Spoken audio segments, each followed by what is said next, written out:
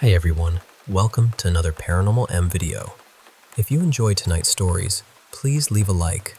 And if you've had a paranormal experience that you still can't explain, you can always send it to me. Our first story comes from someone who says they met a beautiful blue spirit when they were a toddler. The spirit apparently protected them from something dark and told them they were meant to help other people someday. But after everything they've been through, they're not sure whether the message was real or just false hope. So let's get into it, and I hope you all sleep well.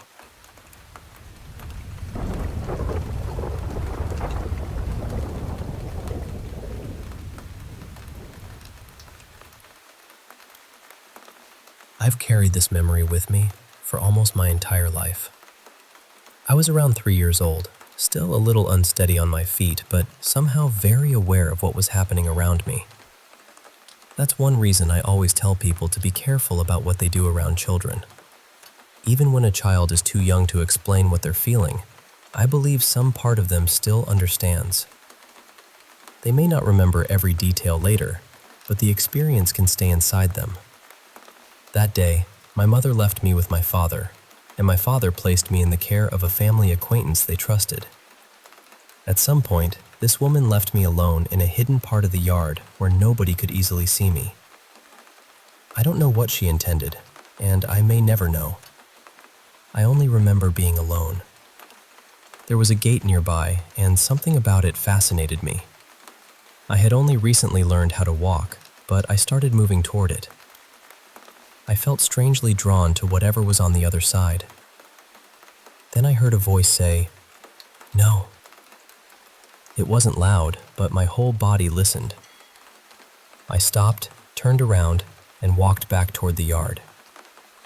The grass looked vivid and beautiful, almost glowing in the sunlight. I sat down and began running my fingers through it. Because the grass was tall enough to hide me, I felt protected there, as though I was being kept safe until someone found me. That was when I saw the blue figure. It looked like a person dressed in clothing from an ancient time, with fabric wrapped around its head and shoulders. Its entire presence shone in a brilliant shade somewhere between cobalt and sapphire. The color was so bright and alive that I still struggled to describe it. The figure had a face, and it was the most beautiful face I had ever seen. Even as a small child, I remember thinking, I want to look like that someday. There was something both gentle and powerful about it. Then another figure appeared. This one reminded me of the Grim Reaper, although it carried no staff. Its clothing was dark, and its face looked like a shadow with no visible features. It didn't look at me. It went directly to the blue figure. I couldn't hear the dark figure speaking, but somehow I understood what it wanted. It was asking permission to take me. The blue figure answered, "No, she still has a purpose here. There are things she has to complete." Then it looked directly at me, pointed toward the gate, and said, "You heard that. Do not go into the road, all right?" It felt as though the figure knew I could hear and understand it. It wanted me to know that the moment was real to me, not simply a passing dream. Before it disappeared, it told me that we would speak again. It said it would explain what was going to happen in my life. I believe that conversation happened, although most of it has faded. I only remember fragments. Some of the things I vaguely recall later seems to come true. One message stayed with me more clearly than the others. The figure told me that my future would become so beautiful that I wouldn't be able to imagine it yet. It spoke about transformation, restoration, and receiving things I had deeply longed for. It said that even if I tried to picture how good my life could become, I still wouldn't fully believe it. It also told me that people would need me. It said I would help many young women who had survived experiences similar to mine. Sometimes that message comforts me. Other times, I question everything about it. I don't see myself as someone especially important. The idea that my life could change so dramatically, or that I could experience a comeback greater than anything I can imagine, feels almost impossible. Some of the things I desire seem too far away for someone with my history. I've even wondered whether the blue figure was something deceptive. Maybe it was a trickster spirit. Maybe my mind created the experience to protect me. Sometimes I've had darker thoughts, wondering whether someone who disliked me could have somehow appeared in that form just to fill me with false hope. I honestly don't know how any of this works. After that day, I only remember 2 other experiences that felt supernatural. The first happened when I was around 7 years old. My brother was standing on the other side of my bedroom door, teasing me while I tried to make him leave me alone. It was the middle of the day, and the house was full of light. Suddenly, I saw the same shadowy, grim reaper-like figure rush past him and disappear toward the back of the house. I became terrified and immediately pulled my brother into the room with me. Around that time, I had heard the biblical story about the angel of death passing over homes marked with the blood of a lamb. I grew up in a Christian household, and stories like that stayed in my mind. Because I was a deeply spiritual child, I asked my mother to place blessed oil around the doors to our bedrooms. I remember becoming upset when she didn't want to put it on every entrance to the house. Maybe it sounds like a child mixing imagination with Bible stories. I understand that possibility. But what frightened me was that the shadowy figure seemed to pass through every doorway and leave through one of the doors that had not been marked with oil. At that age, I wasn't constantly thinking about spirits or death. Most of the time, I was thinking about dolls, cartoons, glitter, and whatever game I wanted to play next. Spiritual things usually only entered my mind when my mother gathered us for prayer or Bible reading. The second experience happened while I was playing with my dolls in a brightly lit bedroom. Without looking behind me, I reached back to grab one of them. Instead of touching a doll, I felt a hand. It felt like the hand of a grown man. It was warm, solid, and completely physical. I turned around and saw it for a moment. My first thought was that my brother must have been hiding nearby and trying to scare me. I looked under the bed, behind the furniture, and around the room. Nobody was there. The hand had looked and felt completely human. After that, I prayed and asked God not to let me see anything like that again until I was ready. I'm 22 now, and I haven't seen another figure physically since I was a child. I still pray that I won't experience anything like that again unless I'm prepared for it. But I continue to think about the blue figure. I want to know whether I can trust what it told me. The future it described sounded beautiful. It spoke of purpose, healing, transformation, and helping people who had suffered in the ways I had suffered. Part of me wants to believe every word. Another part of me wonders how anything could truly be that good. I've lived through painful things. I know the world doesn't always give people everything they hope for. So I remain somewhere between faith and doubt. Maybe the figure was a spiritual protector. Maybe it was a memory shaped by the mind of a frightened child. Maybe the message wasn't a promise that I would receive everything exactly as I imagined, but a reminder that my suffering wouldn't be the end of my story. I still don't know. I only know that, on a day when I was small, alone, and walking toward danger, something told me to stop. And I listened.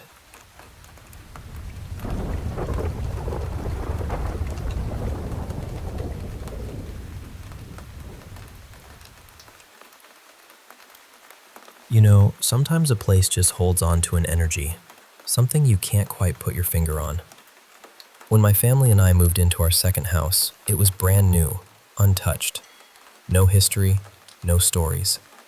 Yet, from the moment we stepped inside, I felt this strange, eerie vibe creeping under my skin. It was like the house was breathing quietly, holding secrets. I remember my grandma staying in what we called her room, the second master or guest room. She mentioned, almost casually at first, that she kept hearing this old-fashioned telephone ringing from the closet. Now, no one's phone went off that night, and it wasn't like the closet had any wires or gadgets, just that distinct ring echoing softly. At first, we chalked it up to an odd coincidence, maybe the house settling. But over the years, anyone who stayed in that room heard it too, every single time. It wasn't just the phone sounds. After some years, my sister and I weren't exactly getting along, and to keep the peace, my mom decided the guest bathroom, right next to that guest room, would be my bathroom. It was a small step to avoid the endless arguments over stuff and space. But at night, I refused to use that bathroom. Instead, I'd sneak over to my sister's bathroom, even though she'd tease me for it. The guest bathroom gave me the creeps. When I showered there, I'd hear my name being called, soft but clear, like a whisper slipping through the steam. Then there'd be knocking, faint, deliberate, coming from the guest room closet. The bathroom wall ran alongside that closet, so the sounds felt close, like someone was just on the other side. And the door? Sometimes I'd hear the doorknob turning, like someone was fiddling with it, testing if it was locked. At first, I thought it was my sister playing tricks, but after a while, especially when I was the only one home, I knew it wasn't her. I tried telling people about these things, but everyone except my mom's wife thought I was imagining things, maybe a bit too spooked by the new house. The strange happenings didn't stop. Actually, they got worse. Around that time, my mom started hearing footsteps in the guest room at all hours of the night. The guest room was directly above the main master bedroom, so the sounds echoed through the house. She'd ask us if we were up there, but most times, it was just her hearing things, or so we thought. One night, she and I were in her room watching movies. The door was always kept closed, and all our pets were with us, so nothing could be wandering in there. Suddenly, from upstairs, we heard heavy footsteps, slow, deliberate, almost dragging. When she paused the movie to step outside for a smoke, the footsteps grew louder just as we started to leave the room together. We stood frozen in the hallway, the sound continuing for a full 30 seconds. I've never hated that house more than I did in that moment. Shifting gears a bit, I want to share a couple of strange experiences I had while driving. I'm not a trucker or anything, just someone who's had a few moments that felt otherworldly. Once I got into my car early one morning, ready to head to work. Out of nowhere, I felt this presence, a small boy sitting quietly in the middle of my back seat. I couldn't see him, hear him, or even know exactly who he was or when he was from. It was just this unmistakable feeling that someone was there with me. He didn't say a word, and after about a minute, the feeling faded. But here's the odd part. I suddenly had this overwhelming urge to tighten my seatbelt as much as I physically could. It was like I needed to feel completely secure, snug against my seat. I'd never done that before, and I haven't since. Then, not long after, while driving, someone ran a stop sign on the highway. I hit the brakes hard at 65 miles per hour, spun out, and ended up in the median. Miraculously, I only walked away with a bit of a bruised tongue. Another time, I was at a friend's house, and we decided to order pizza. We jumped in his car to pick it up, and as we crossed an intersection on Broadway, a busy street with 2 lanes each way and traffic lights, I felt this heavy, oppressive darkness hanging over that spot. It was a completely different feeling from the kid in the back seat. This darkness was looming, palpable, but I had no sense of when something might happen. Minutes, hours, days. I just knew something was off. On the way there, I thought about jotting down a warning on a scrap of paper, something like, "There's going to be an accident here." But it felt silly without any context or timing. We got the pizza and started heading back.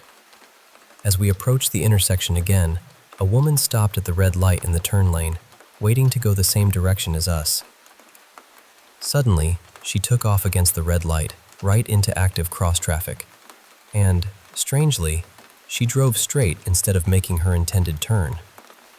We collided with her car and came to a stop in the middle of the intersection. The weirdest part? When I asked her why she went through the light, she genuinely had no idea. It wasn't a conscious choice, she was just compelled. Looking back, these events happened when I was a teenager, between 16 and 18, and now, almost 40, I realize these moments were unique, isolated instances. They weren't gifts or regular occurrences, just fleeting brushes with the unexplainable. Sometimes I wonder if I'd have another experience if I ever had another accident, but I'd really rather not test that theory. So yeah, places and moments sometimes carry a weight we can't see, but can feel deep down. And while I can't explain it all, I know those experiences left their mark on me. A quiet reminder that the world holds more mysteries than we often realize.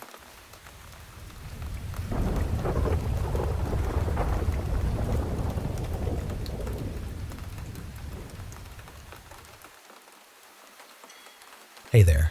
I want to share some stories that have really stuck with me. Moments where the ordinary suddenly felt very strange, even a little frightening. I haven't believed much in supernatural stuff before, but these experiences make me wonder. So about a year and a half ago, my partner and I were on a vacation in Eastern Europe. We stayed near a small village, just a tiny spot, maybe 400 people, mostly older folks, and surrounded by deep, endless forest. We arranged to stay the last couple of nights at the house of a distant relative who lived just outside the village. The first day there was normal, peaceful actually, but on our last night, the relative told us they had to leave to visit another family member, so we'd be alone in the house. We weren't in the house much during the day, only returned around 7 or 8 in the evening. The moment we stepped inside, something felt off. It's hard to describe, but both of us felt this intense, chilling fear. The house was quiet. No strange noises, no voices. Just this overwhelming sense of dread that came out of nowhere. We went outside to breathe some fresh air, hoping it would help, but it didn't. When we came back in, the feeling stayed, like something terrible was lurking just beyond the walls. We even thought about packing up and driving home, though the thought of that 450-kilometer journey when we were so tired was daunting. Eventually, we locked the doors and tried to sleep, but no matter how hard we tried, we couldn't shake that feeling. We sat in silence, listening for any sign of what might be there. Nothing, just that awful, creeping fear. I still get goosebumps thinking about it. It was like the house itself was warning us. By morning, we packed up quickly and left. We never told our relative about how scared we were. No explanation, no clue why that night was so different. Now, shifting to another story, this one's a little closer to home, Massachusetts to be exact. I moved into a brick house built in the 1920s, set back from the road with a gravel driveway that's a bit of a hassle for deliveries. Behind my house stretches a huge conservation forest, full of wildlife. Bears with their cubs, deer, bobcats, owls. The woods are alive, but they've always felt a bit mysterious to me. A few weeks ago, near the end of autumn, my partner found a fairy ring made of mushrooms in the woods. He stepped right into the middle and even poked at every mushroom. I jokingly warned him that was like inviting the fae in. Since then, I've been extra watchful, feeling like the woods were watching back. Then, one freezing winter night, around 2 or 3 a.m., both my partner and I woke up suddenly, no obvious cause. Our cat was eager for attention, but then we heard it, a soft, whistling tune coming from the woods behind the house. It was light, almost playful, like someone was happily strolling through the trees. But it was so cold, and the woods are usually quiet at that hour. The whistling lasted only a few seconds before fading away. The cat went back to purring, and we tried to convince ourselves it was just our imagination. Still, I can't shake the feeling that the woods were alive with something else that night. Now here's a story that's been etched in my mind for years. It happened about 5 years ago when I was 13, and my mom was picking me up from school. Our school was out in the countryside, and the drive into town took about 10 to 12 minutes. We had to cross a single wooden bridge over a small river. the only bridge on that road, surrounded by sugarcane fields and gullies.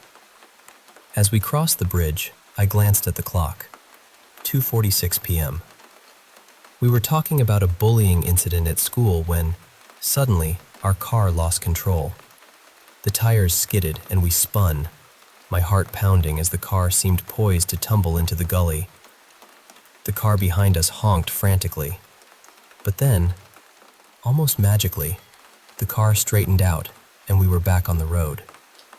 Only, everything looked wrong. We were both frozen in shock as we saw the bridge ahead. Only this time, the clock read 2:45 p.m. Time seemed to have slipped backward. I screamed, terrified, but my mom calmly told me it was a glitch in the matrix, something she'd experienced before. The feeling that we weren't where or when we were supposed to be hung over me for days. No one believed the story, but it's as vivid now as it was then. Finally, I want to tell you about something that connects to my Cherokee heritage. When I was 21, a friend and I decided to check out an old sanatorium in the woods behind Madison, Wisconsin. Back then, shows like Ghost Adventures were just getting popular, and I was curious, feeling a bit sensitive to energies around me. We entered a clearing on a warm summer night, and I caught a chilling voice on our recorder saying, "I'm gonna get ya." The air turned cold suddenly, so cold we could see our breath, and the darkness felt thick enough to swallow us whole. Then, from somewhere nearby, we heard the steady beat of Native American war drums, faint at first, then growing louder. As the drums rose, the oppressive darkness receded, and I noticed a family of deer standing nearby, a buck, a doe, and a fawn. But they weren't ordinary deer. Their forms were ghostly white with black eyes. I felt a wave of dread, not from the animals, but from the unseen presence stalking us in the woods. The doe seemed to acknowledge me with a nod just before a sudden gust of wind swept through the clearing. The drums and chanting crescendoed, stirring a fierce urgency in my chest. I grabbed my friend and we ran, hearts pounding. Later, I learned the site was part of a Native American battleground. I believe those spirits, the totems, were there to protect us, or perhaps to guard the land itself. Whether connected to my ancestors or the warriors who once fought there, I don't know. But it was the most vivid paranormal experience I've ever had. So these stories, different places, different moments, each one left me with a deep sense of mystery and a little bit of fear. I'm still trying to understand what they mean, but I guess some things are meant to remain a little unanswered. Thanks for listening to my stories. I'd love to hear if anything like this has ever happened to you.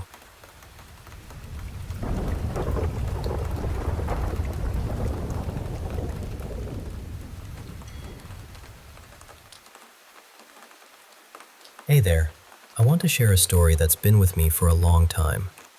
The kind you don't really think about until something nudges you to put it into words. When I was a kid, a really awkward one named Shelby Lynn, well, close enough. I had a tough time making friends. So I found solace in the Angeles National Forest, just outside my small hometown of Wrightwood, where I lived with my grandmother.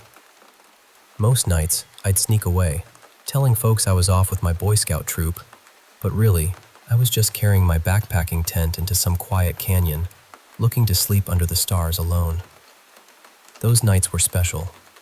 I'd drift into these strange but comforting dreams where my childhood dog, a gentle soul named Selby Lynn, would find me in the woods. She'd curl up inside my sleeping bag to keep warm, and I'd talk to her about everything.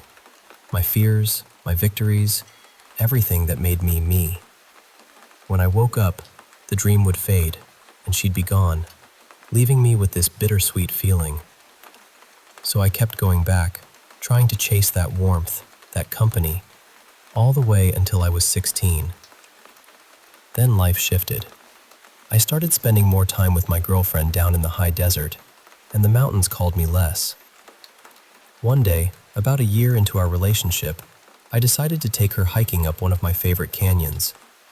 It was a clear evening, but about halfway up, she slipped badly and twisted her ankle. It swelled up like a grapefruit, and I offered to carry her, or at least make a sling from my shirt, but she insisted we keep going on foot. 10 minutes into our descent, she suddenly said she saw something. Something moving just at the edge of her vision. When I asked, she couldn't say what exactly. Then, moments later, something scared her so badly she nearly fell again. I hurried her home, and we wrapped her ankle tightly. To this day, she won't talk about what she saw or felt. And honestly, maybe that's for the best. We broke up when I was 17. Her mom's accident forced her to move away, and the distance became too much. But for 2 more years and 2 more relationships, I kept returning to the mountains alone, half my time with partners, half with Selby Lynn in my dreams. When I was 19, I met someone who really got me. I thought maybe she'd understand what happened in those woods. So one night around 8, we drove to the base of my favorite canyon. We hiked up with flashlights and some camping gear, hoping to spend the night. Setting up camp took some time. I cleared all the dry brush in a 5-foot radius to be safe before cooking dinner. Probably some instant rice and bread, nothing fancy. The night was quiet except for the hiss of my jet boil and the occasional crunch of leaves underfoot as we walked around after eating. About 20 minutes into our stroll, she suddenly stopped, eyes wide. She'd seen something moving, just like my ex did. I didn't see anything at first, but then she whispered, a quiet little scream, and grabbed my arm, begging me to head back to camp. Later, she described it as a scraggly, dark dog, about her height, covered in mangy fur and forest debris. It grinned at her, but its mouth was disturbingly human-like.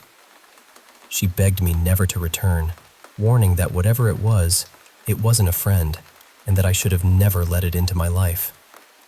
At the time, I believed her. But now, 5 years out of those woods and a year after that relationship ended, I miss the forest more than anything. I miss those dreams, the peace that came with them. I want to go back, just one night, to feel that safety and comfort again. But I wonder, was she right? Is there something dangerous lurking there? Or is it just me, feeling safest in that wild place? Switching gears here, I want to share another experience, something that shook me awake, not once, but twice. I'm a light sleeper and a lucid dreamer, so I know when I'm dreaming and when I'm awake. One night, I felt this overwhelming presence holding my face, like a huge hand pressing from the bottom up, almost choking me. I couldn't open my eyes. Trying only made the numbness spread, prickling like a million needles, but not painful, more like a tickle. It turned my head slowly to the left, and I felt watched, studied. I don't know what it was, or if it was even alive, but it felt alive. There were no sounds or smells, just that heavy pressure. I fought for what felt like 10 or 20 seconds before I could open my eyes, and there was nothing but my dimly lit room and the streetlight peeking through the curtains. I flicked on my light and saw nothing unusual. Oddly, I went back to sleep with the light on. This wasn't the first time. 3 years ago, at a friend's old house thousands of miles away, something similar happened. I was freezing cold under 2 blankets, curled up tight trying to warm myself. Suddenly, a deep, primal fear washed over me. Just as I was drifting off, I felt a chill run down my spine and something pass over me. At the same moment, a loud whisper, a heavy sigh right in my ear, and a momentary weight on my back jolted me awake. I flipped on the light and stayed up the rest of the night. I'm not one to believe in ghosts or supernatural things easily. Maybe it was my mind playing tricks, but it felt more than that. Real and terrifying. I'm sharing this because I'd love to hear what you think it could be and how to stop it from happening again. And there's one last piece, from my childhood home in Hot Springs, South Dakota. We lived in a small 3-bedroom house built in the 1800s, filled with memories I still hold tight, strange ones that my parents remember too. I once saw a shadow crossing a bedroom wall, a man waving at me through the faint glow of a street lamp. It didn't scare me. It seemed friendly, like a silent hello from someone watching over me. There was this one fancy yellow lava lamp I loved. One night, I woke to a bang and found it upright on the floor, unplugged and broken, with no clear way to how it got there. My parents blamed me, but I know what I saw.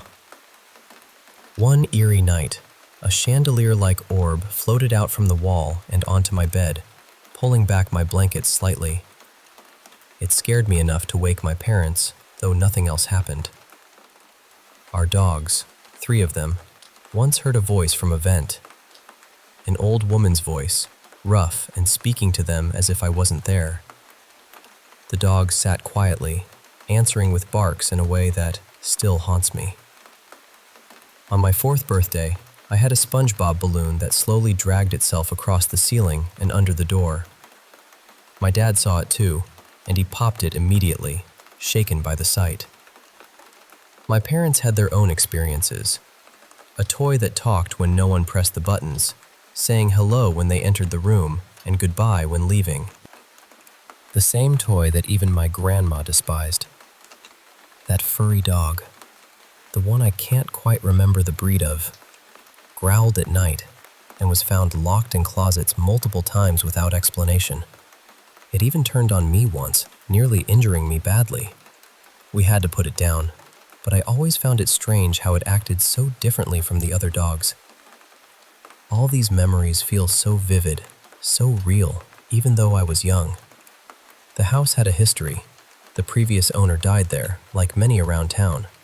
And I think whatever was there was more protective than harmful, watching over me and my little sister.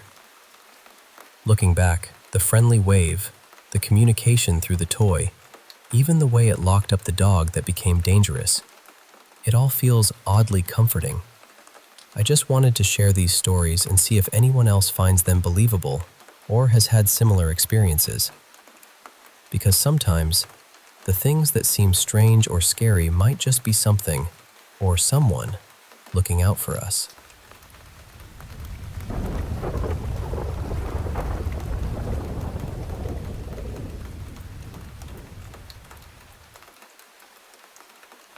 You know, sometimes life hands you moments that just stick with you.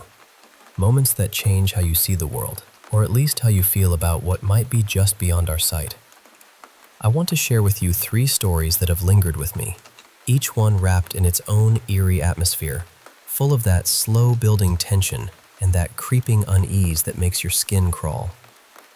So, settle in, and let me take you through these experiences as if you were right there with me. The first story takes me back to high school, a time when my friends and I were a little reckless, chasing after the spooky and the supernatural like moths to a flickering flame. We were that group of teenagers who thought it was thrilling to wander through cemeteries under the cloak of night, or visit those little haunted spots around our tiny town, hoping to stir up some ghostly legend or eerie encounter. We had no idea we were inviting something much darker than fun. One chilly autumn evening, we found ourselves gathered in the old Victorian house belonging to my friend. Let's call him Ethan. This house was a character in itself. Creaky floorboards, drafty windows rattling against the wind, and shadows pooling in every corner. It was the perfect setting for what we had planned, a night with a Ouija board. We set the board in the center of the worn coffee table, surrounded by flickering candles that cast dancing shadows on the peeling wallpaper. For the first half hour, nothing beyond the usual slight movements of the planchette, those little pointer pieces that glide across the board, happened. It was all giggles and nervous glances, the yipical teenage bravado trying to mask the creeping tension. Feeling a bit cocky, I decided to ask the spirits a question that I was sure would prove the board was just a silly game. I asked, "What's my middle name?" Now, my middle name isn't something you'd find in any baby name book. My parents made it up, a unique string of letters that no one in our circle knew, let alone could spell correctly. But the planchette started to move, slowly at first, then with a kind of certainty, it spelled out my middle name, perfectly. I remember the blood draining from my face, the room suddenly feeling colder. The weirdest part? My hands weren't even on the planchette. No one was moving it. We all just stared at it in stunned silence. Then someone laughed nervously, trying to break the tension. They said, "What a ridiculous middle name." But the color had already drained from everyone's face. And just as we were about to recover from that shock, a glass ashtray sitting on the coffee table cracked audibly, splitting clean in two. The sharp sound echoed through the room, silencing us instantly. That was the moment we all knew. We were done. No more Ouija boards, no more chasing ghosts. We left Ethan's house that night, the weight of what had happened pressing down on us like the heavy autumn air outside. I haven't messed with anything paranormal since. Now, the second story takes place in 2017, during the solar eclipse, a day that felt like a celebration but turned out to be something deeply profound, at least for me. I was at work, and when the eclipse started, everyone was encouraged to step outside and watch the sky darken. I joined them, looking up as the moon slowly slid over the sun, the world dimming in that strange twilight way that only an eclipse can bring. But then, as I returned inside, something nudged me to go back out. A handful of people were still lingering outside, and I looked up again, this time not just seeing the eclipse, but sensing something else. A presence, powerful and ancient, moving with the shadow across the sky. It wasn't something my eyes could see. It was a feeling, a mental image that formed in my mind's eye. I sensed a spirit, an angel perhaps, a force traveling with the eclipse, taking note of all the pain, the abuses, the wrongs humanity had inflicted upon itself and the world. It was a spirit of revenge, but not in a petty way. It was vast, ancient, and moving quickly, sweeping across the population like a storm. I felt it notice me, a brief glance in our shared awareness, but it was only a flicker. This wasn't a spirit that lingered on individuals. Our lives, our everyday struggles, were just blips against the enormity of what it was weighing.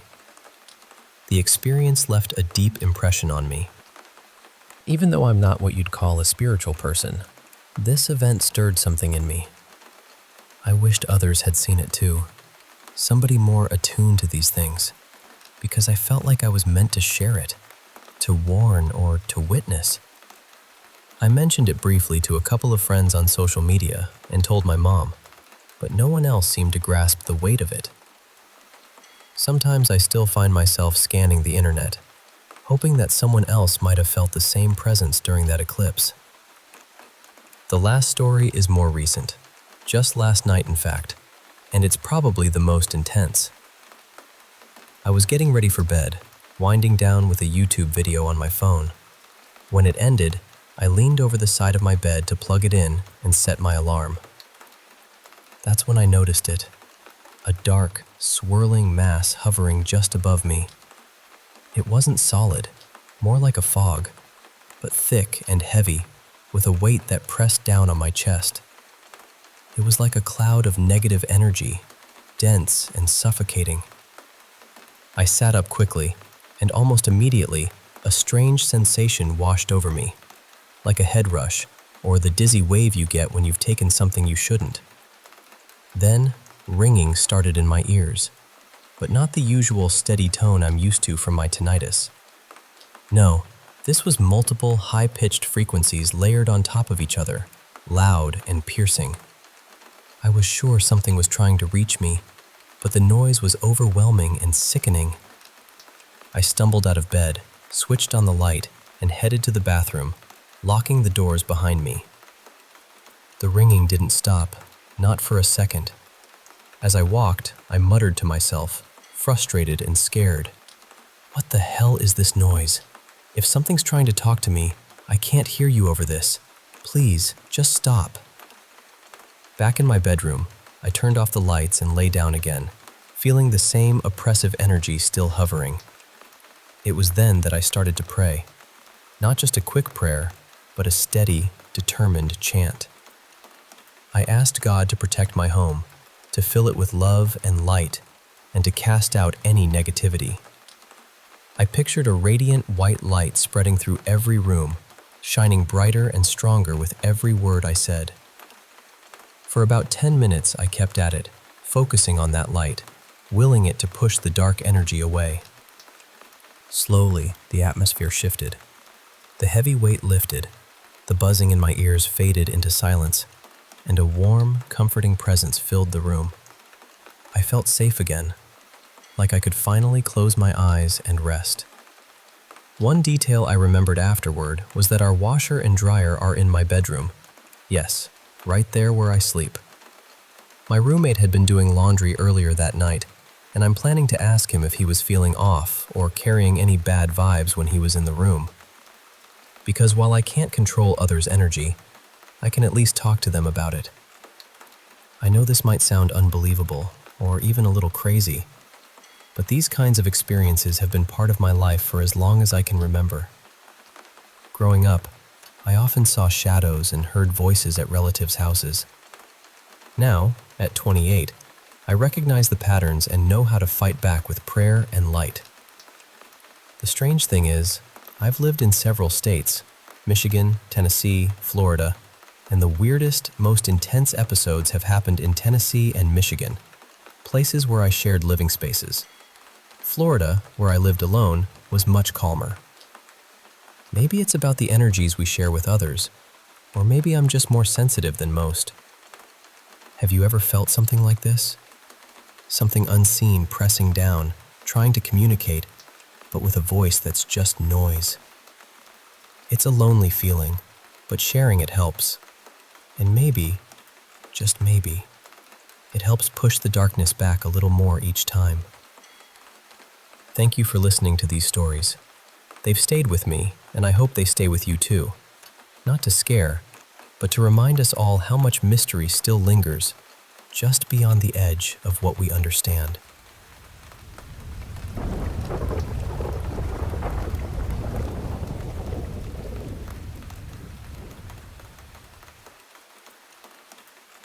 Hey, I want to share a couple of stories with you. Things that happened to me and someone else that really stuck with us. It's a bit eerie, but I hope you'll listen closely, because sometimes these moments feel like whispers from another world. So, the first story is about a time when I was just a kid, about 8 years old. It was around 4 in the morning. I had woken up from this nightmare that was so vivid and strange.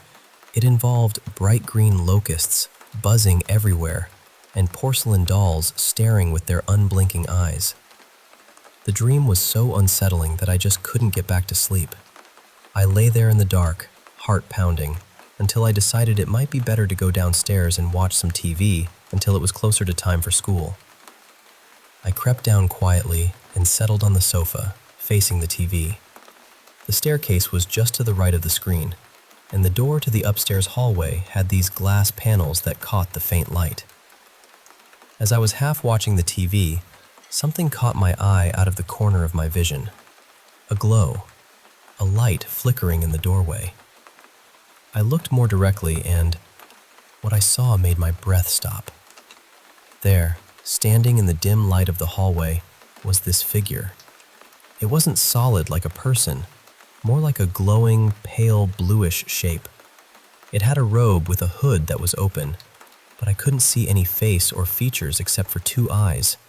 Bright, burning orange-red eyes that seemed to pierce right through the darkness. The figure was motioning to me, beckoning me forward with its left hand, curling its finger in a slow, deliberate, "come here" gesture. I can honestly say, I had never felt terror like that before. My hands flew up over my face, and I squeezed my eyes shut, trying to block out the vision. I felt trapped, stuck between the fear of opening my eyes and the fear of what was out there. The only way forward was past the figure, into the shadowy hallway, or back to the kitchen behind me. Something inside me surged, maybe adrenaline, and I bolted, eyes still tightly shut, back up the stairs, past the figure without daring to look. I dived into my bed and threw the covers over my head, heart hammering wildly.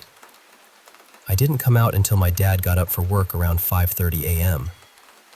I kept popping into his room, asking if he was waking up soon. When he finally came downstairs, I followed him, still shaken. I trailed behind him through the kitchen to the bathroom and stood almost right behind him while he did his morning routine. I gathered every ounce of courage I had and said, "Dad, I saw a ghost." He looked at me, calm and no nonsense as always, and replied, "No, you didn't. It was just your imagination." And that was it. I wanted to believe him. I was a kid who loved horror stories, monsters, and all things paranormal. But I had never felt anything like the pure, gripping fear that night. Even now, years later, I remember it as if it happened yesterday. Maybe the nightmare had pushed my imagination into overdrive. Maybe a reflection from the TV flickered on the glass panels and my brain made a phantom from it. But there's one thing that makes me hesitate to dismiss it completely. That night, when I came downstairs, our cat was there with me. We had this big silver Persian named Fergus, my stepmom's cat, and my dad thought he was hideous, hence the name. Fergus was the most gentle, goofy cat you could ever imagine. He let kids pick him up like a rag doll, purred no matter what, and was full of affection. But that night, when I walked through the kitchen after my dad, I saw Fergus sitting on one of the dining room chairs, tucked under the table. He looked terrified. His eyes were huge, like saucers, and his fur was standing on end, making him look twice his size. I tried to call him with a soft pss pss pss and reached out my hand, but he hissed, scratched me, and drew a little blood. That scared me even more, because I'd never seen him act that way before or since. It was like something in the air that night had unsettled him deeply. Now, the second story is from a friend who moved into a loft apartment about 9 years ago. The place was a converted factory, built years ago but turned into modern living spaces in the early 2010s. From the start, they noticed little odd things happening, but nothing they could explain. One night, they had fallen asleep on the couch while watching TV. When they woke up and stood, they stepped right into a thick puddle of liquid that hadn't been there before. It was about a foot wide, thick and sticky, with a strong coconut scent, like some kind of shampoo. They checked around but couldn't find any leaks or anything that could explain it. No spilled drinks, no pipes nearby. They cleaned it up, called their parents to see if there was a logical explanation, but were told just to watch and wait. The liquid never appeared again, but that moment made them start researching. When they searched online about mysterious liquids, they found some normal explanations, but also stumbled onto discussions about poltergeists. At first, they were skeptical, thinking that usually some trauma or tragedy must have happened in the place for such things to occur. Turns out, their building had a dark history. Back in 1998, the owner of the factory was murdered in the parking lot. A mob hit, unsolved officially, but police suspected the culprits. The victim was shot once in the head and twice in the stomach. After learning this, my friends started to make sense of the strange liquid incident and shared the story with neighbors and friends. Since then, no physical phenomena happened, but over the past year, something else started. Whenever they worked late in their home office by the window facing the street, especially when it was dark outside, they'd get this recurring sensation, like being shot in the head. Not a dream, but a waking feeling, like their mind drifted to the moment of the shooting. It's hard to describe, but it's like a violent, sudden jerk to the head, almost like a memory or a flash of fear. Oddly, Their stomach sometimes hurts at 7 in the morning, the time the murder happened, lasting about half an hour before fading away. It's not every day, but it happens often enough to be noticed. They wonder if this might be the spirit trying to communicate, a way to share the pain of that tragic moment. They asked me, and I'm asking you too, has anyone else ever had experiences like this? Is there anything that can be done to help put a restless spirit at peace? It's a lot to take in, right? But these stories remind me that sometimes the past lingers in ways we don't expect, whispering through the shadows, touching us briefly before vanishing. And maybe, just maybe, listening carefully is the first step to understanding.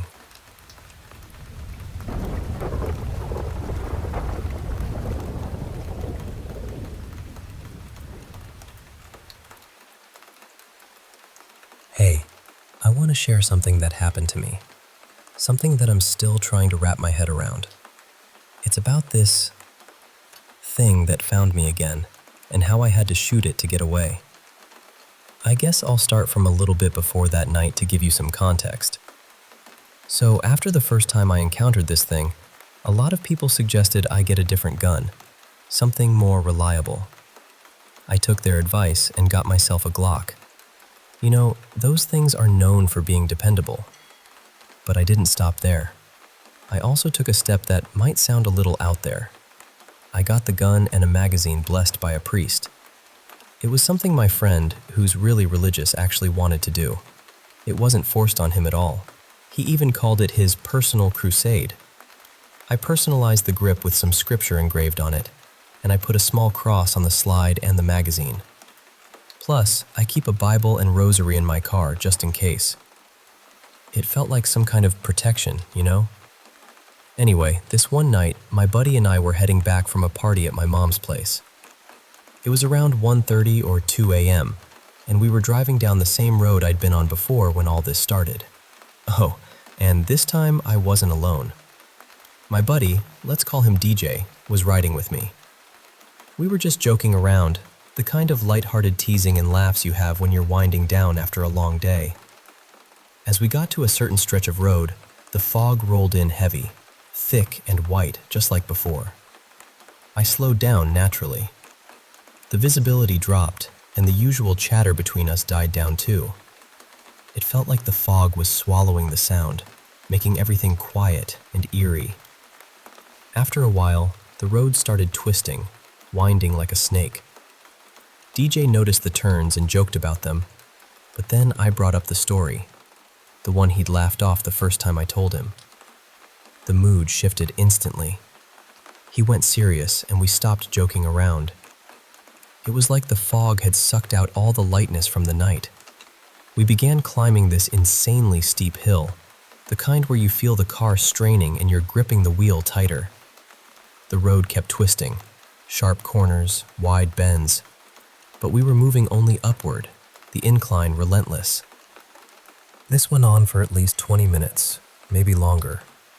About 15 minutes into the climb, DJ started to pray quietly.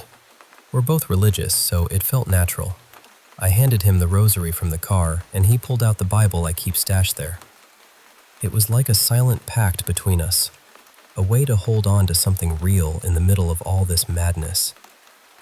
Then the road flattened out briefly, and after a short, straight stretch, there was another tight turn. That's when I felt it. The hairs on my arms standing up, my skin prickling like something awful was about to happen. Instinctively, I drew the Glock. DJ saw and did the same, pulling his gun out.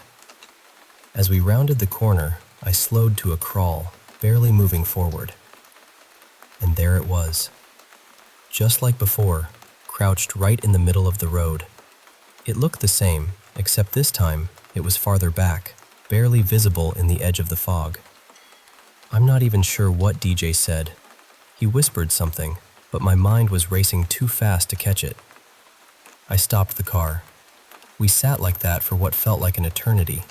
2 or 3 minutes of silence, guns leveled out the window, waiting for something to happen. I don't even know what I was waiting for. Maybe I hoped it would just vanish. Then DJ broke the silence. "What the hell are we doing here, bro? Let's get the fuck out of here."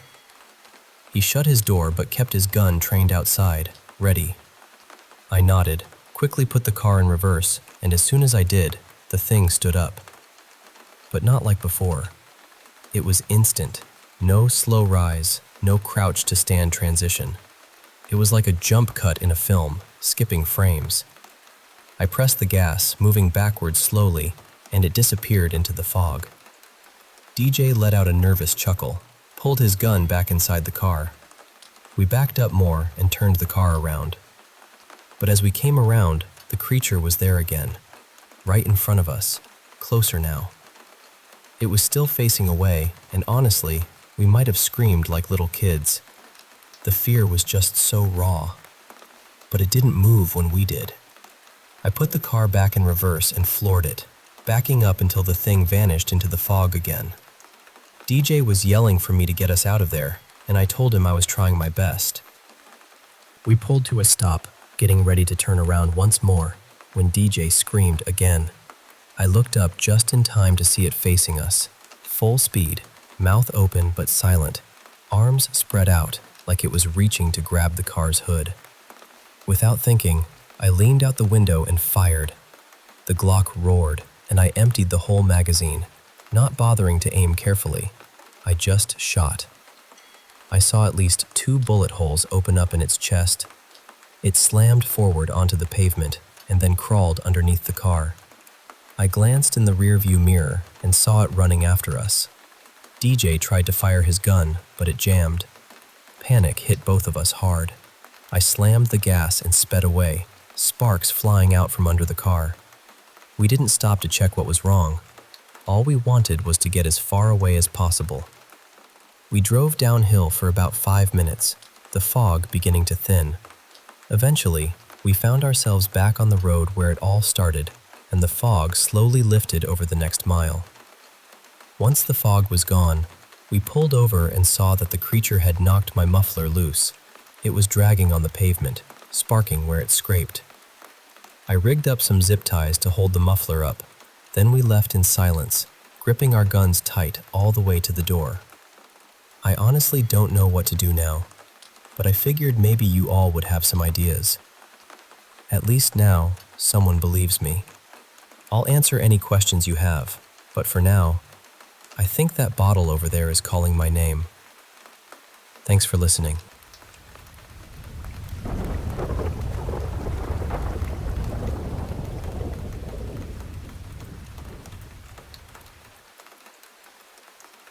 Hey, I want to share something that happened to me just last night, and honestly, I've never been more creeped out in my entire life.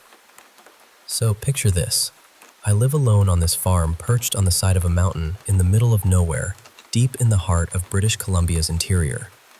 There's no cell service at all, and my neighbors? Well, they're so far you couldn't shout loud enough for them to hear. It's a very solitary life out here. My little trailer sits right at the top of the property, next to an old barn, completely surrounded by forest stretching out in every direction, except for the narrow road that leads up here. The mountain itself, Mount Ida, has a long, rich history with the local indigenous people. Since I was a kid, I've heard stories that always end the same way. People who go up there get banished by the spirits because the mountain is too dangerous. Strange things have been seen and felt here, things that don't make a lick of sense. So last night, around 10:45 p.m., I suddenly hear the blaring of sirens racing down the road. Out here, sirens are a rare sound. I mean, in my 15 years living here, I've only ever heard one before, just earlier this week actually. So at first, I'm intrigued but not alarmed. But then, about 30 minutes later, the power cuts out completely. By this point, I was already in bed, the room pitch dark except for the faint glow from my phone. I only realized the power was out because my Wi-Fi vanished. Now, out here, no Wi-Fi doesn't just mean no internet. It means no connection to the outside world. It's a gut-punch kind of anxiety, because if something terrible happened, I wouldn't be able to call for help. I'm lying there, heart starting to race, worried mostly that I couldn't reach the fire department if a fire broke out. Then, out of nowhere, I hear this incredibly sharp, piercing cry. It sounds exactly like a kid who just wiped out on their bike, crying hysterically. My dogs go ballistic at the door, barking, growling, snarling like mad. Now, if you know anything about cougars or mountain lions, you'll know they can mimic the sound of a child crying, and they do it scarily well. So, as the tension builds, I keep telling myself it's just a cougar. That's the best case scenario, right? Just a wild animal. Eventually, my dogs calm down, but I'm still lying there, wide awake, when suddenly this second sound hits me. It was unholy, something I've never heard before. Like a mix of every horror movie monster combined into one terrifying scream. I don't even have the words for it. Imagine a banshee's scream, but with the throat-shredding roar of a T-Rex, layered over some deep, guttural bass that rattled my entire bed. It was as if a massive sound system was hidden in the forest, blasting the soundtrack to some nightmare. At this point, I could almost taste my pounding heartbeat. My dogs went from uneasy to vicious, snarling and lunging at the door like whatever was out there was trying to get in. I was frozen, completely scared, and totally alone. No way was I getting up to investigate in the dead of a bitter winter night. So I just lay there in the dark, every 30 seconds checking my phone, hoping the Wi-Fi would come back. But nothing else happened, and eventually, exhaustion won out and I fell asleep. Morning came and everything was back to normal.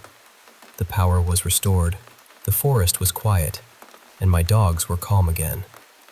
I even made a post in the local Facebook group to see if anyone else heard anything strange. Nope, no one else did, and only a handful of people lost power like I did. So, what do you make of that? Was it a cougar in heat? A Bigfoot waking up from hibernation? Or maybe some ancient spirit from the mountain trying to warn me off its land? I'm not the type to believe in the paranormal, but after last night, I honestly have no idea. Whatever it was real, it was terrifying, and it's a night I won't forget anytime soon.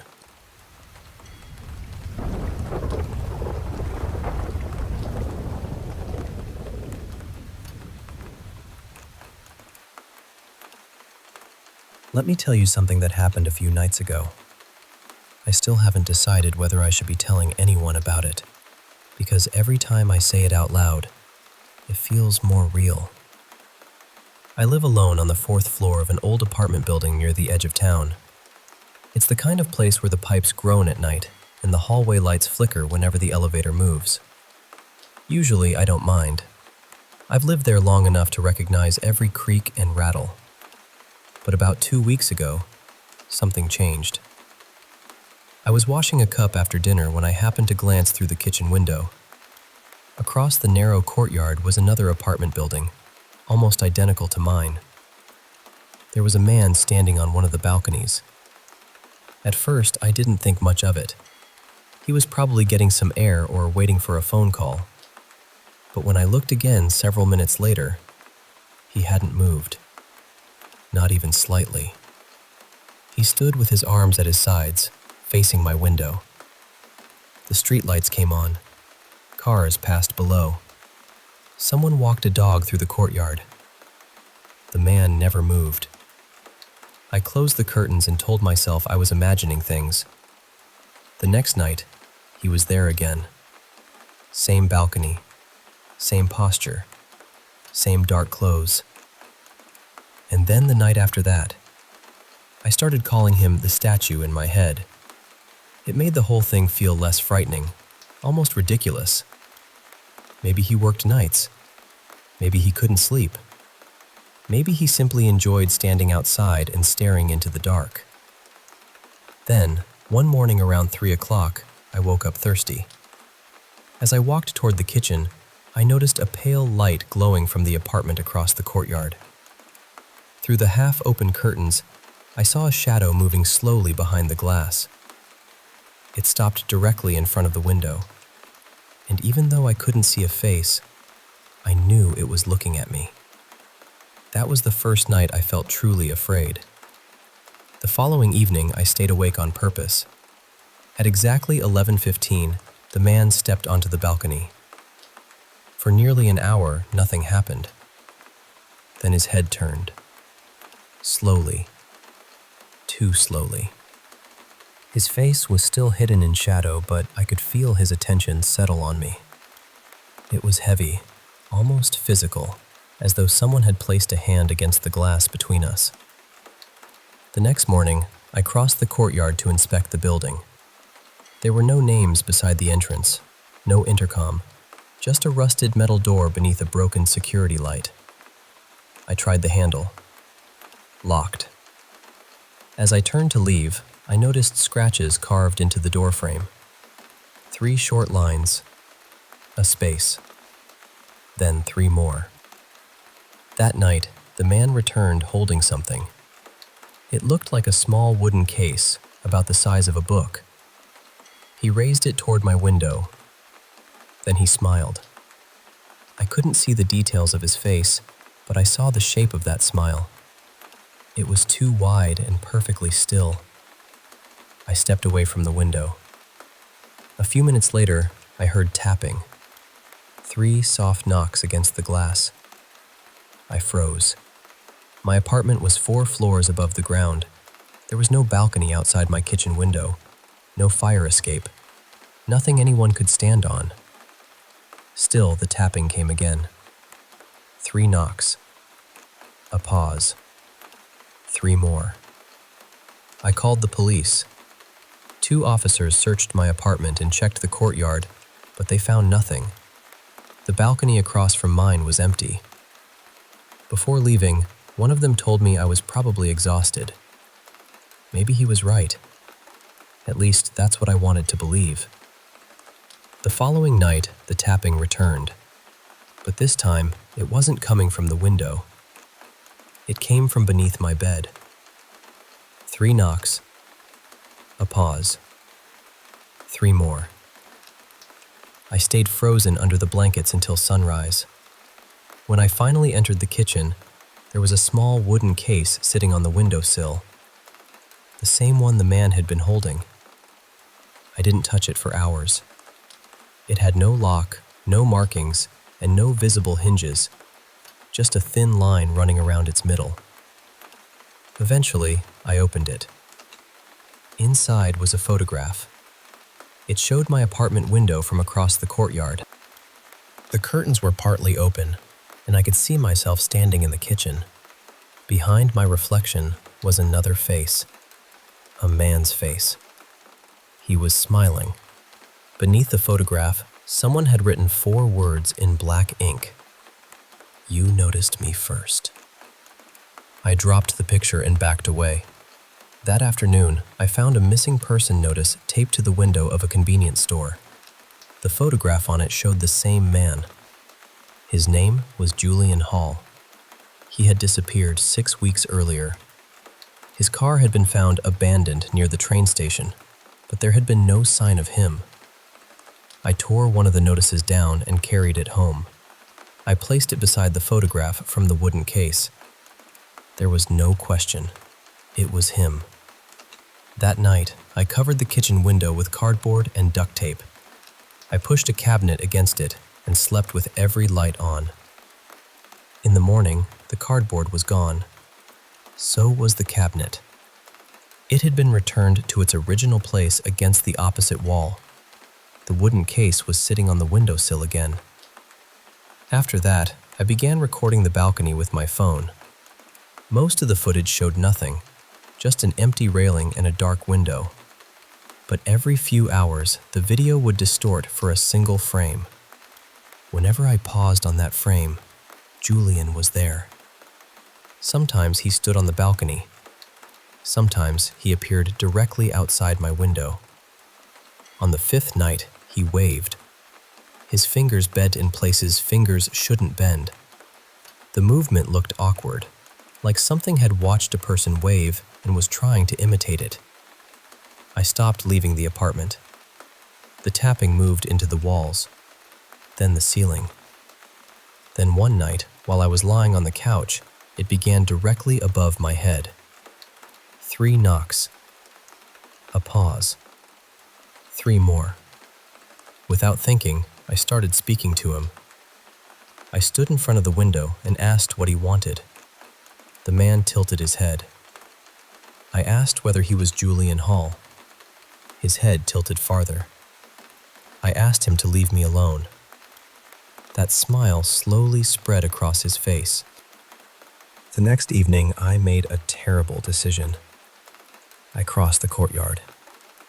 The entrance to the opposite building was unlocked. Inside, the stairwell smelled damp and metallic. I used my phone as a flashlight and climbed to the 4th floor. The apartment facing mine had no number. Its door was open. I pushed it gently and stepped inside. The room was completely empty. No furniture, no pictures, no dust. There was only one large window overlooking my apartment. From where I stood, I could see straight into my living room. The lights were on. Someone was sitting on my couch. At first, I thought a stranger had broken in. Then the figure turned its head. It was me. Same clothes, same hair, same posture. But when it smiled, it had Julian's smile. I ran. I don't remember crossing the courtyard or climbing the stairs to my apartment. I only remember slamming my door and locking it behind me. The copy of me was gone. The wooden case was open on the floor. Inside was a new photograph. It showed the empty apartment across the courtyard. In the doorway stood a tall shape with too many arms and a face that seemed unable to settle into one expression. Beneath the photograph were 2 sentences. You noticed me first. Now we notice you. I tried to leave town the next morning. At the train station, the ticket machine printed Julian's face instead of a receipt. The clerk behind the counter looked at me with the same dark eyes. When I asked for help, his mouth opened far too wide.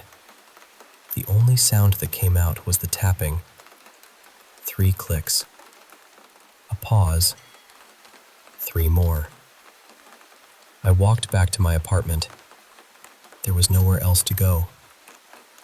That evening, the balcony across the courtyard was crowded. Julian was there, but he wasn't alone. Dozens of figures stood shoulder to shoulder, staring at my window. Some looked human. Others had limbs that folded at impossible angles or faces that seemed to melt into the faces beside them. One held a wooden case. Another held a phone. It was recording me. I lifted my own phone and recorded them back. For 16 minutes, none of them moved. Then every figure raised one hand and waved. When I watched the footage later, I noticed my reflection in the glass. It was waving too. I know I never moved my arm. The tapping has stopped now. I almost wish it hadn't. Because every time I close my eyes, I see the empty apartment across the courtyard. And every time I open them, my own apartment is empty for just a fraction of a second. No couch, no lights, no furniture, no me. Only a bare room and a window facing the dark. There's another photograph in the wooden case now. It shows my kitchen window from outside. The curtains are open. A face is pressed against the glass. It looks almost like mine. Almost. Underneath the photograph, someone has written, "Turn around." I can hear breathing behind me. Slow. Patient. Very close. And I think I finally understand. The man across the courtyard was never watching me. He was trying to warn me. Because whatever has been watching us has been inside my apartment the entire time.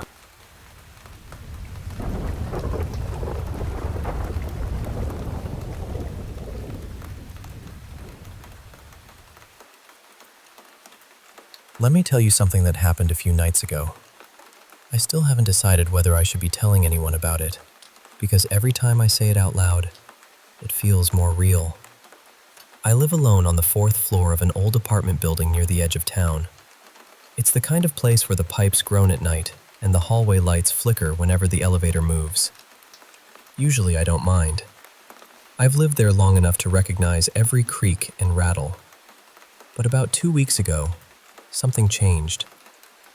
I was washing a cup after dinner when I happened to glance through the kitchen window. Across the narrow courtyard was another apartment building, almost identical to mine. There was a man standing on one of the balconies. At first, I didn't think much of it. He was probably getting some air or waiting for a phone call.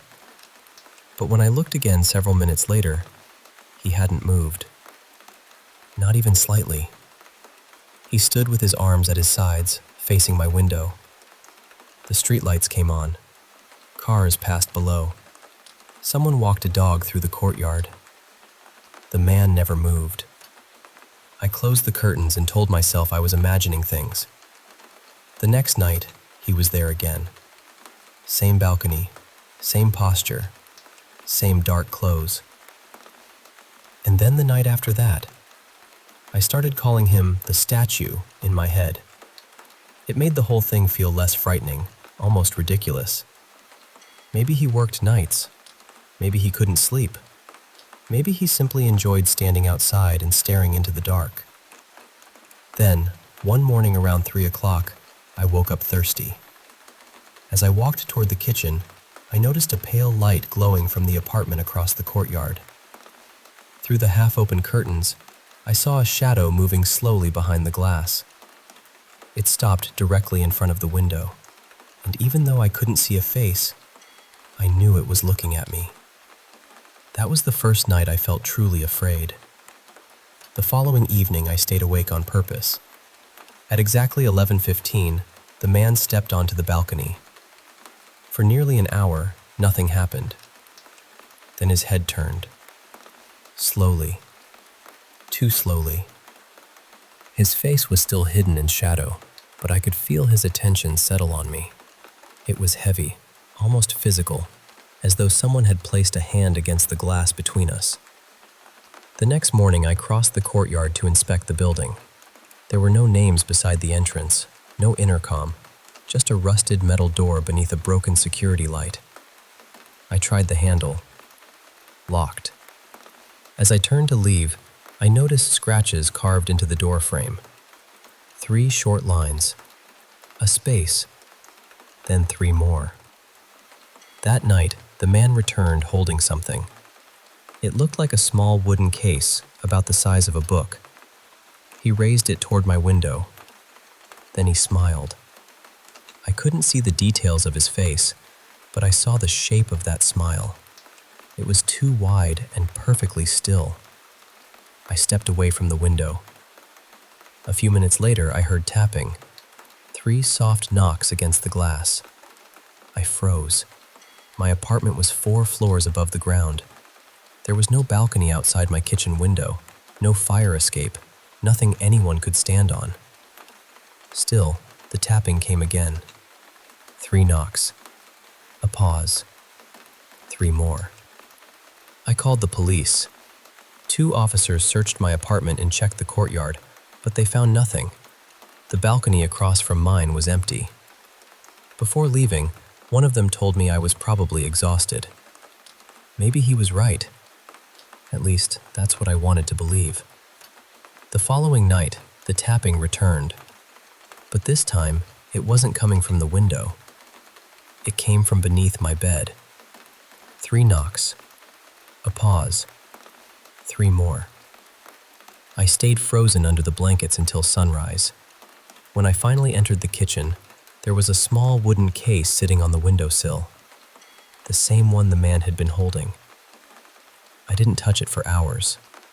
It had no lock, no markings, and no visible hinges. Just a thin line running around its through. Eventually, I opened it. Inside was a photograph.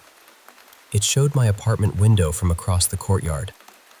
The curtains were partly open, and I could see myself standing in the kitchen. Behind my reflection was another face. A man's face. He was smiling. Beneath the photograph, someone had written 4 words in black ink. "You noticed me first." I dropped the picture and backed away. That afternoon, I found a missing person notice taped to the window of a convenience store. The photograph on it showed the same man. His name was Julian Hall. He had disappeared 6 weeks earlier. His car had been found abandoned near the train station, but there had been no sign of him. I tore one of the notices down and carried it home. I placed it beside the photograph from the wooden case. There was no question. It was him. That night, I covered the kitchen window with cardboard and duct tape. I pushed a cabinet against it and slept with every light on. In the morning, the cardboard was gone. So was the cabinet. It had been returned to its original place against the opposite wall. The wooden case was sitting on the windowsill again. After that, I began recording the balcony with my phone. Most of the footage showed nothing, just an empty railing and a dark window. But every few hours, the video would distort for a single frame. Whenever I paused on that frame, Julian was there. Sometimes he stood on the balcony. Sometimes he appeared directly outside my window. On the 5th night, he waved. His fingers bent in places fingers shouldn't bend. The movement looked awkward, like something had watched a person wave and was trying to imitate it. I stopped leaving the apartment. The tapping moved into the walls, then the ceiling. Then one night, while I was lying on the couch, it began directly above my head. 3 knocks. A pause. 3 more. Without thinking, I started speaking to him. I stood in front of the window and asked what he wanted. The man tilted his head. I asked whether he was Julian Hall. His head tilted farther. I asked him to leave me alone. That smile slowly spread across his face. The next evening, I made a terrible decision. I crossed the courtyard. The entrance to the opposite building was unlocked. Inside, the stairwell smelled damp and metallic. I used my phone as a flashlight and climbed to the 4th floor. The apartment facing mine had no number. Its door was open. I pushed it gently and stepped inside. The room was completely empty.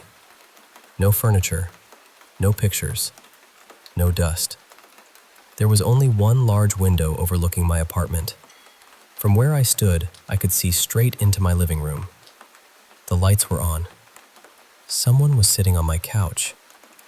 At first, I thought a stranger had broken in. Then the figure turned its head. It was me. Same clothes, same hair, same posture. But when it smiled, it had Julian's smile. I ran. I don't remember crossing the courtyard or climbing the stairs to my apartment. I only remember slamming my door and locking it behind me. The copy of me was gone. The wooden case was open on the floor. Inside was a new photograph. It showed the empty apartment across the courtyard. In the doorway stood a tall shape with too many arms and a face that seemed unable to settle into one expression. Beneath the photograph were 2 sentences. "You noticed me first. Now we notice you." I tried to leave town the next morning. At the train station, the ticket machine printed Julian's face instead of a receipt. The clerk behind the counter looked at me with the same dark eyes. When I asked for help, his mouth opened far too wide. The only sound that came out was the tapping. 3 clicks. A pause. 3 more. I walked back to my apartment. There was nowhere else to go. That evening, the balcony across the courtyard was crowded. Julian was there, but he wasn't alone.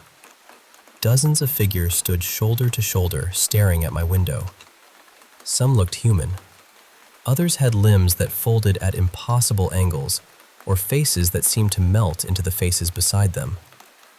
One held a wooden case, Another held a phone. It was recording me. I lifted my own phone and recorded them back. For 16 minutes, none of them moved. Then every figure raised one hand and waved. When I watched the footage later, I noticed my reflection in the glass. It was waving too. I know I never moved my arm. The tapping has stopped now. I almost wish it hadn't, because every time I close my eyes, I see the empty apartment across the courtyard, and every time I open them, my own apartment is empty for just a fraction of a second. No couch, no lights, no furniture, no me. Only a bare room and a window facing the dark. There's another photograph in the wooden case now. It shows my kitchen window from outside. The curtains are open. A face is pressed against the glass. It looks almost like mine. Almost. Underneath the photograph, someone has written, "Turn around." I can hear breathing behind me. Slow, patient, very close. And I think I finally understand. The man across the courtyard was never watching me. He was trying to warn me. Because whatever has been watching us has been inside my apartment the entire time.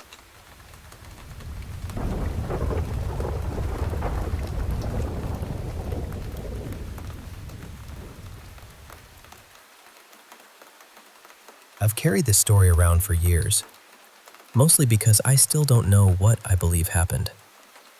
When I was about 12, my family moved into an old house in a small town in Cornwall. I won't name the town or give the exact location because the house might still be recognizable from some of the details. I've also changed the names of everyone involved. I lived there until I was 18, and my bedroom was right at the top of the house in a converted attic. The family before us, who I'll call the Benfords, had turned the attic into a bedroom. They'd lived in the house for several years. Before them, a family called the Chambers had owned it for more than 2 decades, back when the attic was still used only for storage. Long before any of them lived there, the house had been the town's veterinary clinic. You could still see traces of that history everywhere. There were stone troughs outside, old horseshoes tucked around the property, and a wide hallway that ran from the front entrance all the way to the garden. Apparently, horses had once been led straight through the house. The layout was unusual too. It almost felt as though the building had been divided into 2 separate wings. One staircase led through several rooms toward my parents' bedroom. The other climbed past a sitting room, then continued upward toward my brother's and sister's rooms. From there, another narrow flight of stairs led to my attic bedroom. Because of the shape of the building, I was physically closer to the houses across the road than I was to my parents at night. There was another attic above their side of the house, but it had never been converted. We hardly ever went inside it. I can't remember anything actually happening there, but the moment you climbed into it, the air felt wrong. It was cold in a way that didn't seem connected to the weather, and none of us wanted to stay there for long. My own attic room felt different. Strange things happened there often, but for years I didn't feel that I was in danger. Sometimes, while I was lying in bed, I would feel the mattress sink beside my legs, as though someone had quietly sat down. A moment later, I would feel what seemed like a hand resting on my shin. I heard footsteps on the stairs too. They would climb toward my room, cross the floor, and then disappear. Next to my bedroom was a tiny bathroom. You had to step into the hallway to enter it. The light was operated by a pull cord, and the previous family had tied a little glass ornament to the end of it. Inside the ornament was a small blue figure. At night, I would often hear that ornament hitting the bathroom wall. Not once or twice. It would knock against the wall again and again, even when there was no draft. There was also another sound, a deeper, hollow knocking that came directly from my bedroom door. One evening, something freezing passed straight through me. It wasn't just a sudden chill. It felt solid, almost forceful.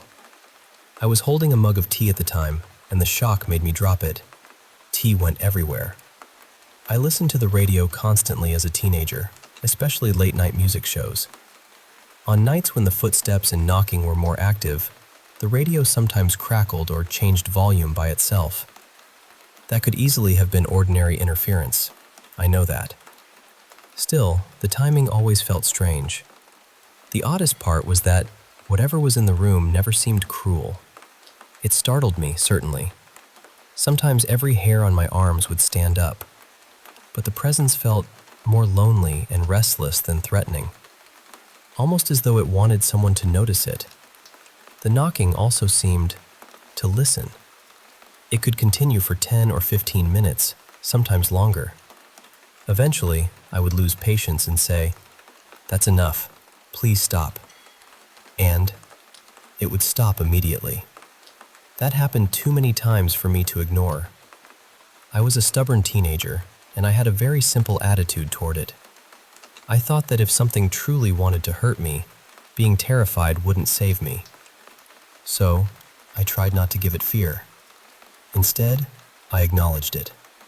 I spoke firmly. I set boundaries. Whether that made any difference, I'll never know. But for a long time, it seemed to keep things calm. My brother and sister occasionally heard the knocking too. I would ask them about it the next morning, and they would admit they had heard something during the night. Then they would quickly dismiss it as part of a dream. At the time, I worked evenings at a small restaurant in the center of town. One night, I served an elderly woman a glass of red wine. She looked at me for a few seconds and then said, very casually, "You live in the old veterinary house on Mill Lane." She knew the exact house number. I had never seen her before. When I confirmed that I lived there, she introduced herself as Mrs. Chambers. Her family had owned our house before the Benfords. Then she asked me which bedroom was mine. I told her I slept in the converted attic. She paused and said, "Then I suppose you've met Mara." I felt cold from the top of my head to the soles of my feet. I asked her what she meant, and I admitted that unusual things happened in my room. I explained that the presence didn't seem violent. It felt playful at times, but also strangely alone. Mrs. Chambers nodded as though I had confirmed something she already knew. "That sounds like Mara," she said.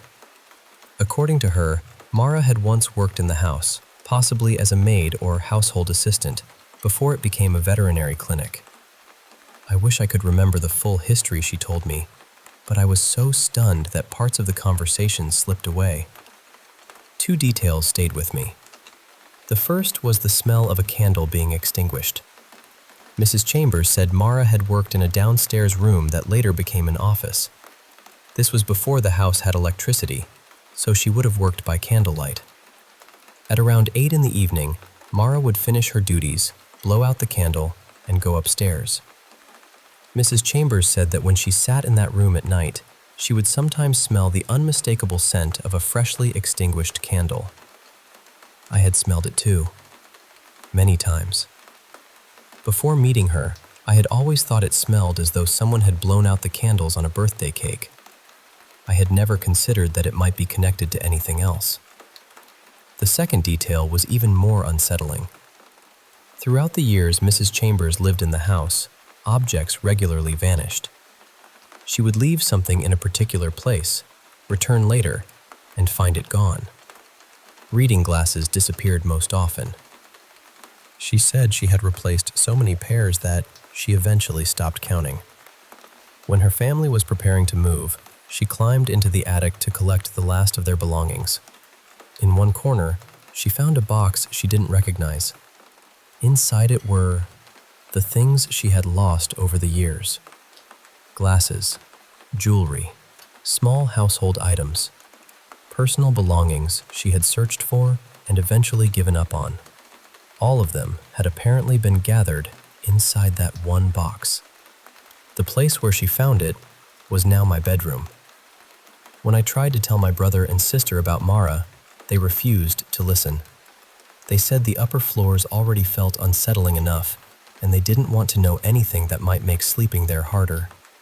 Even now, they don't like discussing that house. After work that night, I went home, climbed the stairs, and sat on my bed. For the first time, I spoke to the presence using a name. "I've been told your name is Mara," I said. "Knock 3 times if that's true." Nothing happened. I waited, but the room remained completely silent. I'll admit that I was disappointed.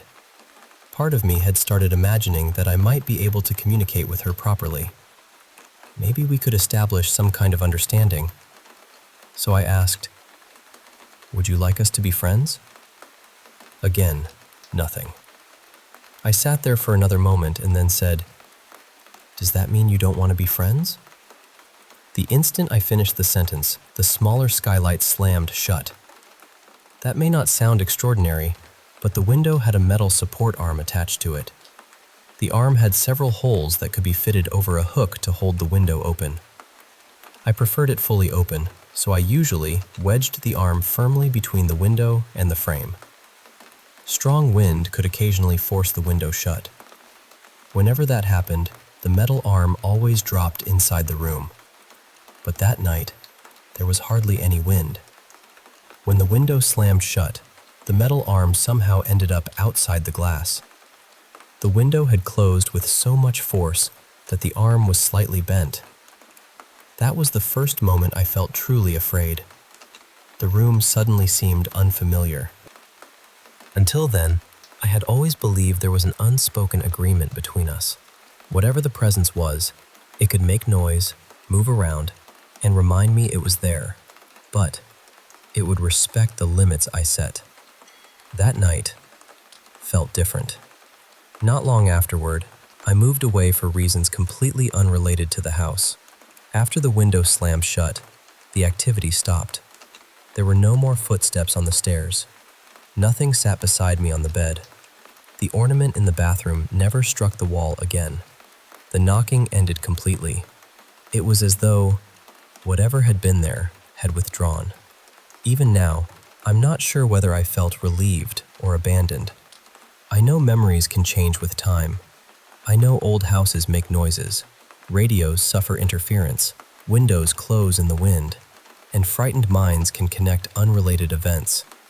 I can't prove that anything paranormal happened in that attic, but I still think about the woman who knew my address. I think about the candle smoke I had smelled before anyone told me its history. I think about the box of missing belongings and that metal arm trapped outside the window. Most of all, I think about how the presence seemed almost companionable for years, right up until the moment I asked whether it wanted to be my friend.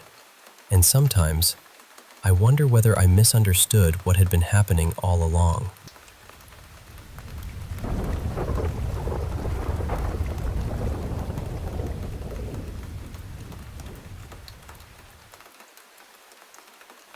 I've carried this memory with me for almost my entire life. I was about 2 years old, just learning how to walk, but somehow I felt unusually aware of what was happening around me. That's why I've always believed adults should be careful about what they do around small children. Even when a child is too young to explain what they're feeling, something inside them may still understand. They might forget the details later, but the emotions can stay.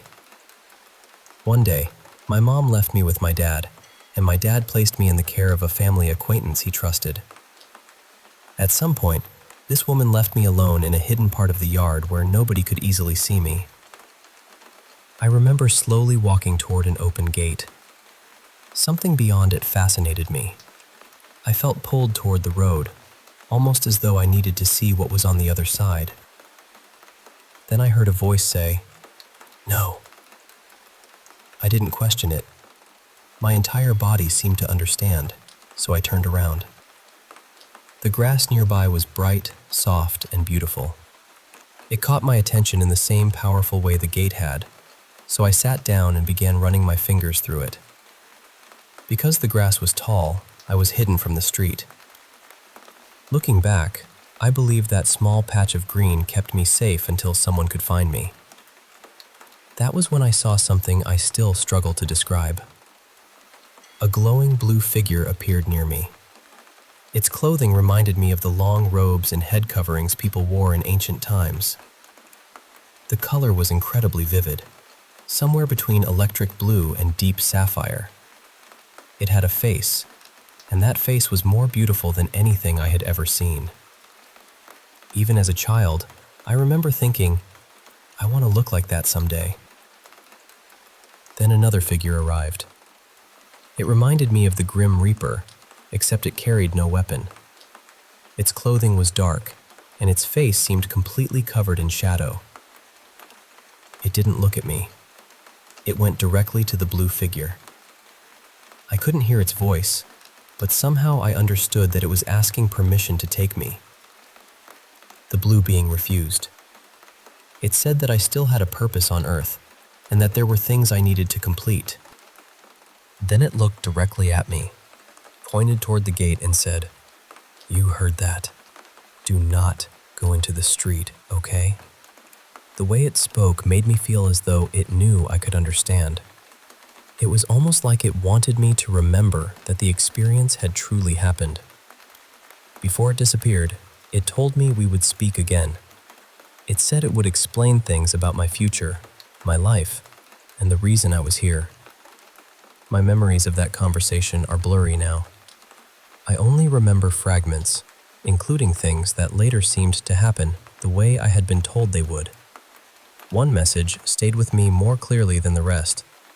My future would become so beautiful that I wouldn't be able to imagine it yet. It even said something playful about how dramatically my appearance and confidence would transform. It sounded as though I would experience a comeback beyond anything I believed was possible. The being also told me that people would need me, especially girls who had suffered through experiences similar to mine. It said I would help them feel understood and remind them that their lives were not over. I still wrestle with that message. I don't see myself as someone extraordinary. Sometimes I wonder why any spiritual being would appear to me and speak about such an incredible future. The things I desire can feel enormous and nearly impossible, especially after everything painful I've experienced. At times, I've questioned whether the figure was really benevolent. Maybe it was something deceptive, offering false hope. Maybe it was a trickster spirit. I've even wondered whether someone who disliked me could somehow have projected an image into my experience. I honestly don't know how any of that works. I only know that the encounter felt real to me. There were two other unusual experiences during my childhood. The first happened when I was around 7 years old. My brother was standing on the other side of a doorway, teasing me while I tried to push him out of my room. It was the middle of the day, and the entire hallway was bright. Suddenly, I saw the same shadowy, reaper-like figure rush past him and disappear through the back of the house. I became terrified and immediately pulled my brother into the room with me. I had grown up in a Christian household, and my mom had told me the biblical story about the angel of death passing over homes marked with the blood of a lamb. As a spiritually sensitive child, I asked her to place blessed oil above the bedroom doors. For some reason, she didn't put it on every entrance to the house. I remember becoming upset and frightened. What disturbed me later was the thought that the shadowy figure seemed to move through the unmarked doorways before leaving through the back door. Maybe it was a child's imagination connecting different ideas, but at that age, I wasn't constantly thinking about spirits. Most days, I cared far more about dolls, cartoons, glitter, and colorful toys. Spiritual topics usually only came up when my mom gathered us for Bible reading. The second experience happened while I was playing with my dolls in a sunlit bedroom.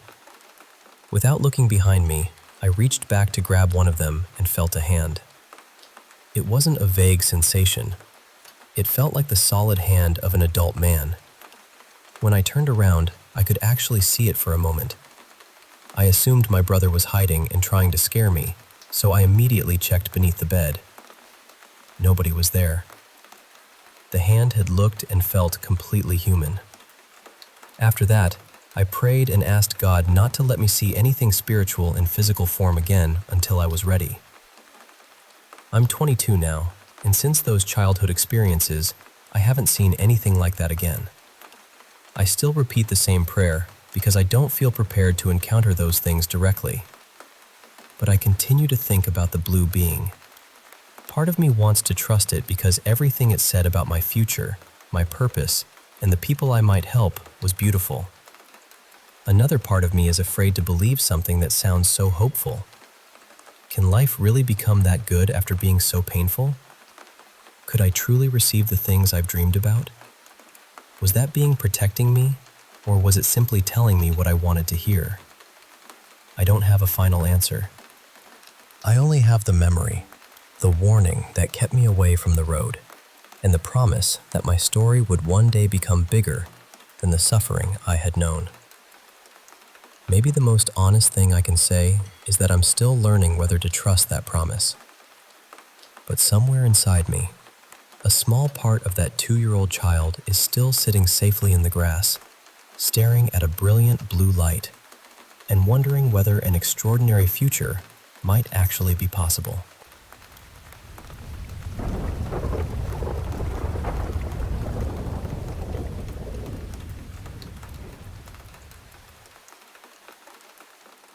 I don't know whether this spirit has a name or whether anyone else has ever encountered him. All I know is that he became very real to me one night. A while back, 2 friends of mine, who I'll call Liam and Emma, joined me on a spontaneous late-night drive to a lighthouse along the central California coast. We lived fairly close, and we thought it would be beautiful to see the beam sweeping across the ocean with no city lights around. It was sometime after midnight when we arrived. The sky was unbelievably clear. We could see more stars than I knew were possible, and for a couple of hours, we wandered along the quiet coastal road, talking, laughing, and listening to the waves in the distance. Eventually, the cold started to settle in, so we decided to head home.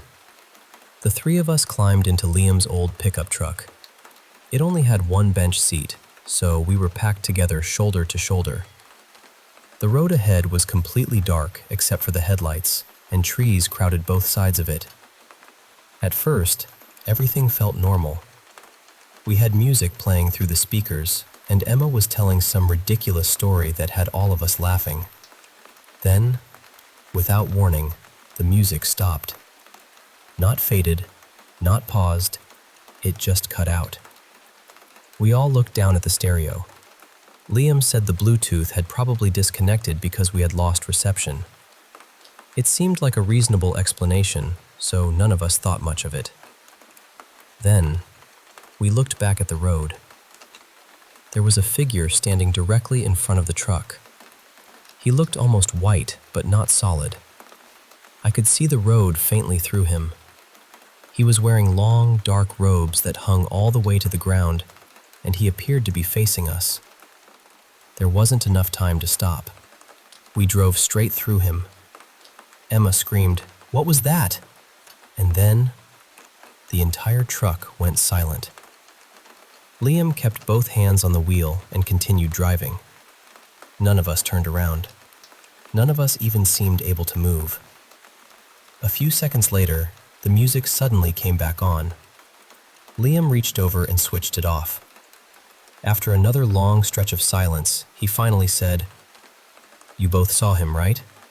Please tell me you saw him." Emma and I nodded. We described what we had seen, and every detail matched. A pale, transparent man, long robes, the clothing of someone religious, maybe a priest or a friar. When we finally reached home, Liam walked around the truck with a flashlight. There were no marks, no dents, and nothing caught underneath it. Nothing at all. We went our separate ways and barely spoke about it afterward, but that night, I lay awake for hours, replaying the moment in my head. Later, I started researching the history of the area. I learned that the land surrounding the lighthouse had once been connected to a nearby Spanish mission, and had been used for farming and livestock. Farther down the coast, close to where we had been driving, there had also been a small ranching outpost. Friars and indigenous laborers lived and worked there during the early 19th century. People regularly traveled between the mission and the outposts, and many died from illness, exhaustion, and the harsh conditions of the time. I can't prove that the figure we saw was connected to that history, but I know what was standing in the road.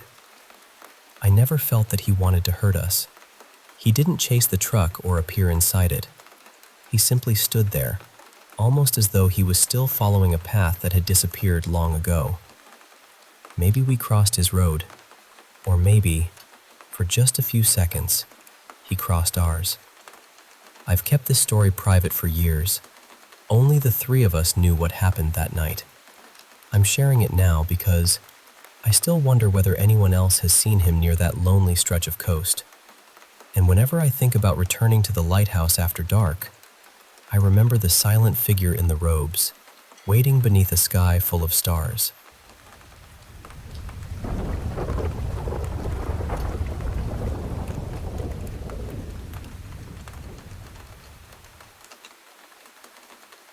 Last month, I had this moment that really shifted something in me.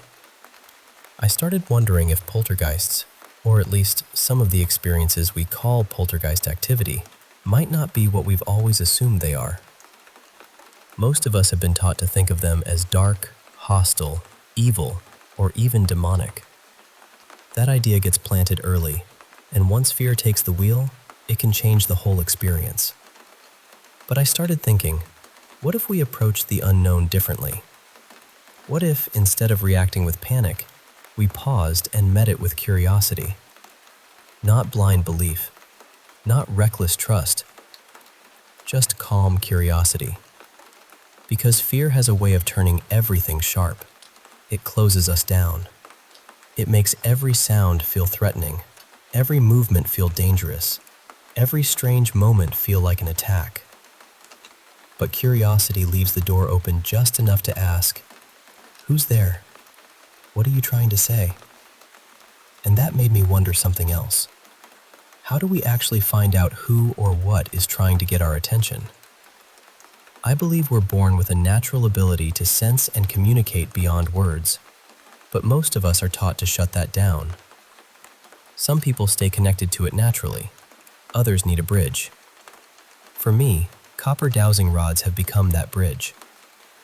So the next time you hear a sound that doesn't belong, or see something move when nothing should be moving, or notice something strange happening around you, give yourself a moment first. Let your heart settle. Let your breathing slow down. Don't rush straight into fear. Then, if you have rods, ask questions. Ask who is there. Ask what they want. Ask whether the energy is loving, neutral, or something you should step away from. I'm not saying this explains every poltergeist experience. I'm not saying every strange event is harmless. But I do think it might be worth asking questions before assuming the worst.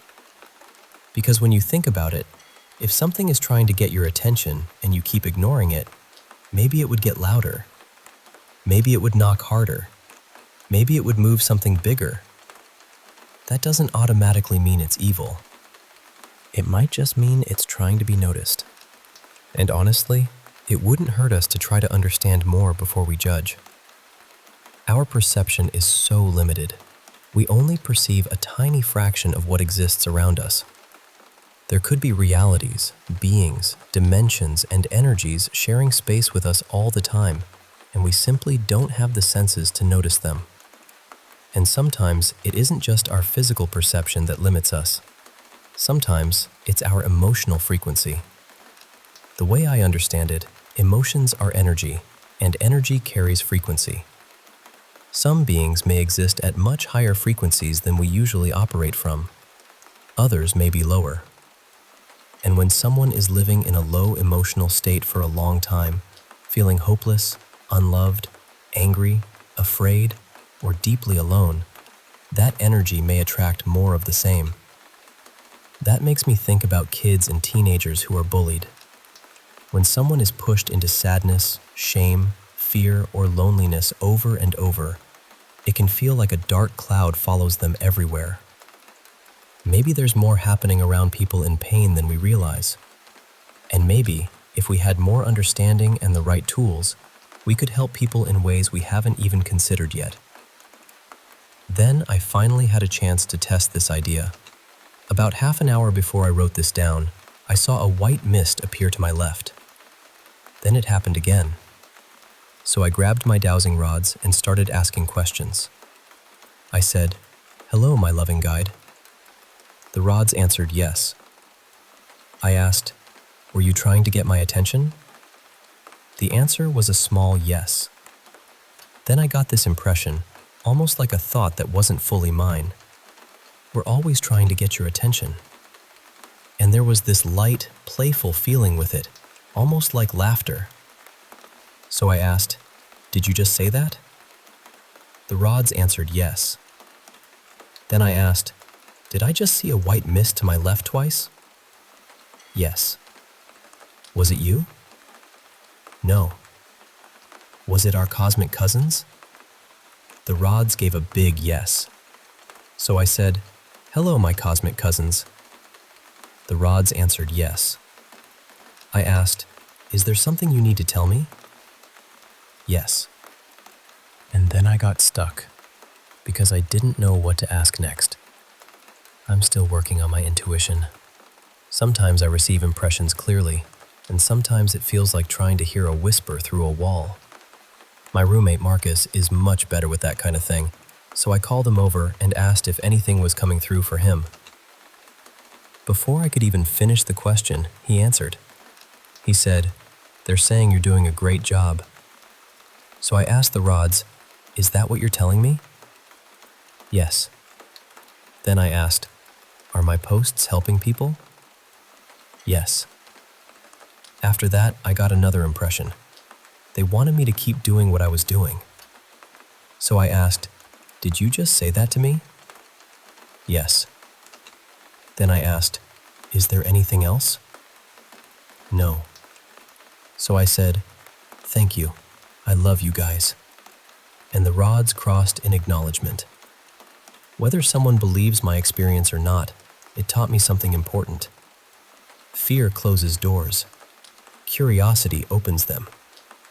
For generations, we've been taught to fear the unknown. But fear can stop us from learning, understanding, and exploring possibilities that might exist beyond what we currently know. The moment I stopped reacting with fear and started asking questions, everything changed. Instead of assuming something negative was happening, I became curious. I wanted to understand what was taking place and why. That shift transformed the whole experience. Maybe every unusual experience isn't a threat. Maybe some of them are attempts at communication. Maybe some are invitations to learn something new about ourselves, consciousness, and the nature of reality. We don't have to believe everything blindly, but we also don't have to dismiss everything automatically. We can investigate. We can ask questions. We can stay open while still using discernment. At the very least, approaching the unknown with curiosity instead of fear gives us a chance to understand more than we did before. And if there's one thing I've learned, it's that reality may be much stranger, more connected, and more alive than we were taught. And to me, that is absolutely worth exploring.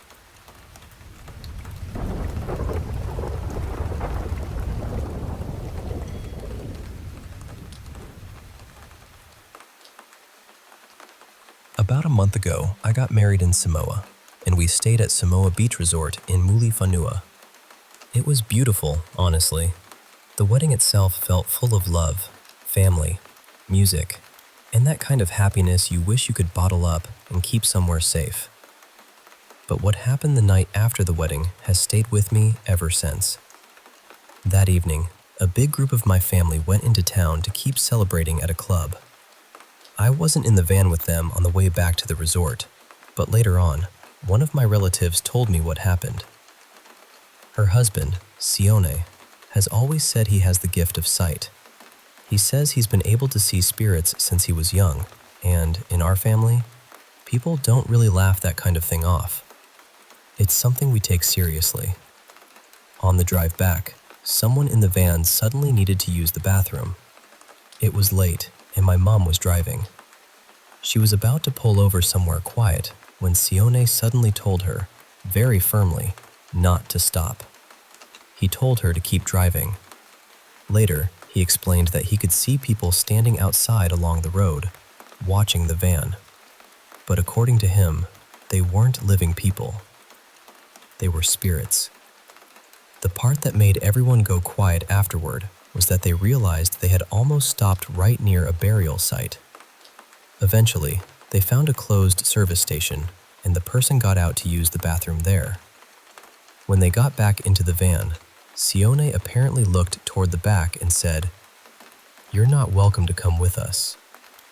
The next day, he said he believed 3 spirits had gotten into the van anyway and followed them back to the resort. He also said that once they arrived, he could feel even more spirits gathering around. He believed they were drawn to him because he could see them, and he said it became too much for him as the night went on. I didn't hear any of this until later. That same night, after sitting outside with family for a while, I went back to my room by myself. Everyone else stayed outside drinking, laughing, and celebrating. But the moment I walked into the room, something felt wrong. I can't explain it in a neat little way. It wasn't just fear.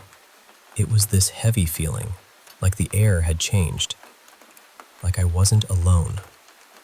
When I was younger, I used to sense things sometimes. I would feel presences around me or know something was there without seeing it clearly.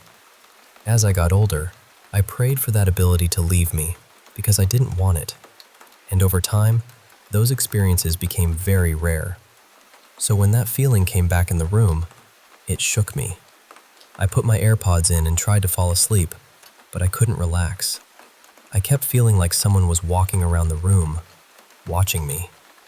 While I was lying there scrolling on my phone, I kept getting this image in my mind of an older Samoan woman. She was short, with gray hair tied back in a bun.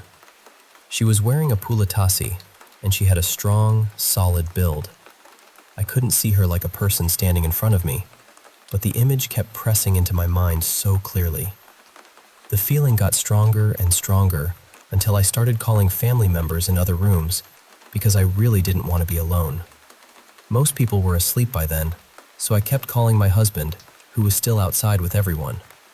My grandmother came in and out of the room a few times too, which helped a little.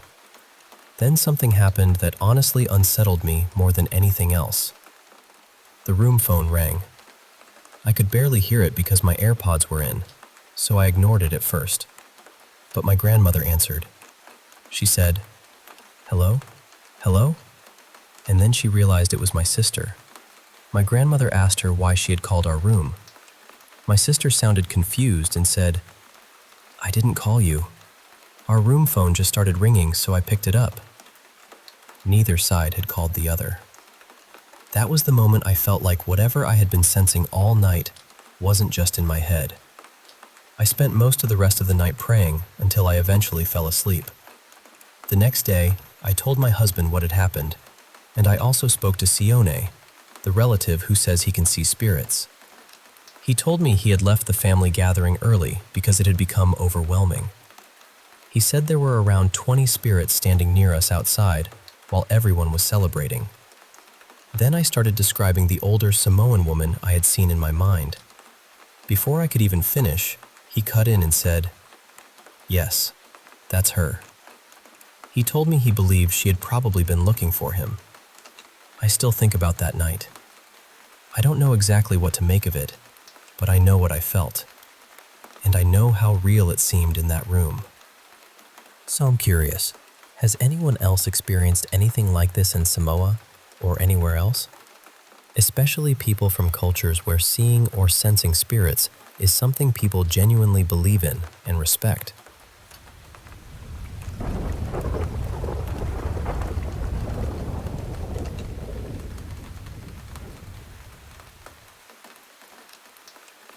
I figured I'd tell you about the first place I ever lived that felt genuinely haunted.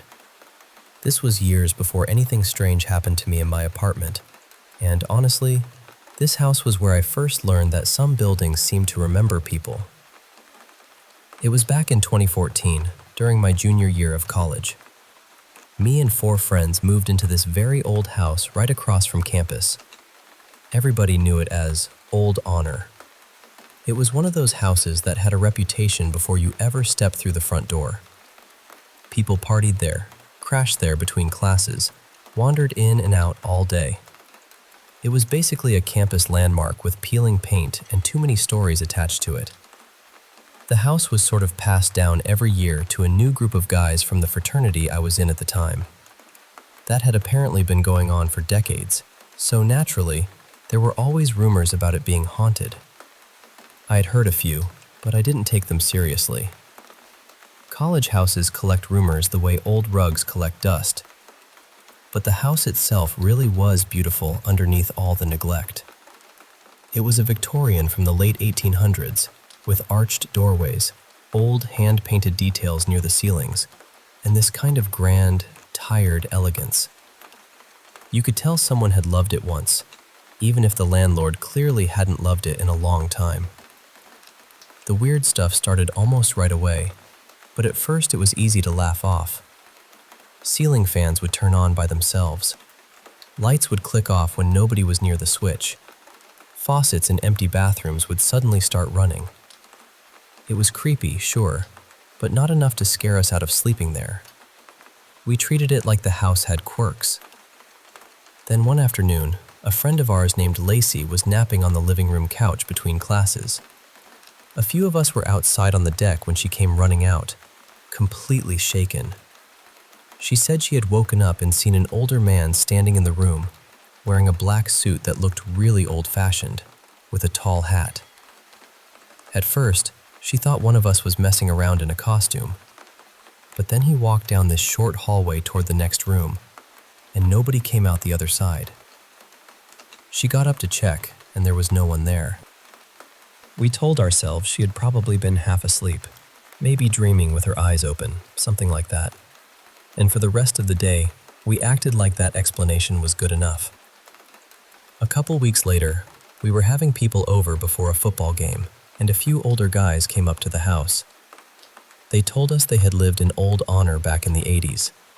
Later on, I asked them if they had ever experienced anything strange there. They didn't even pause.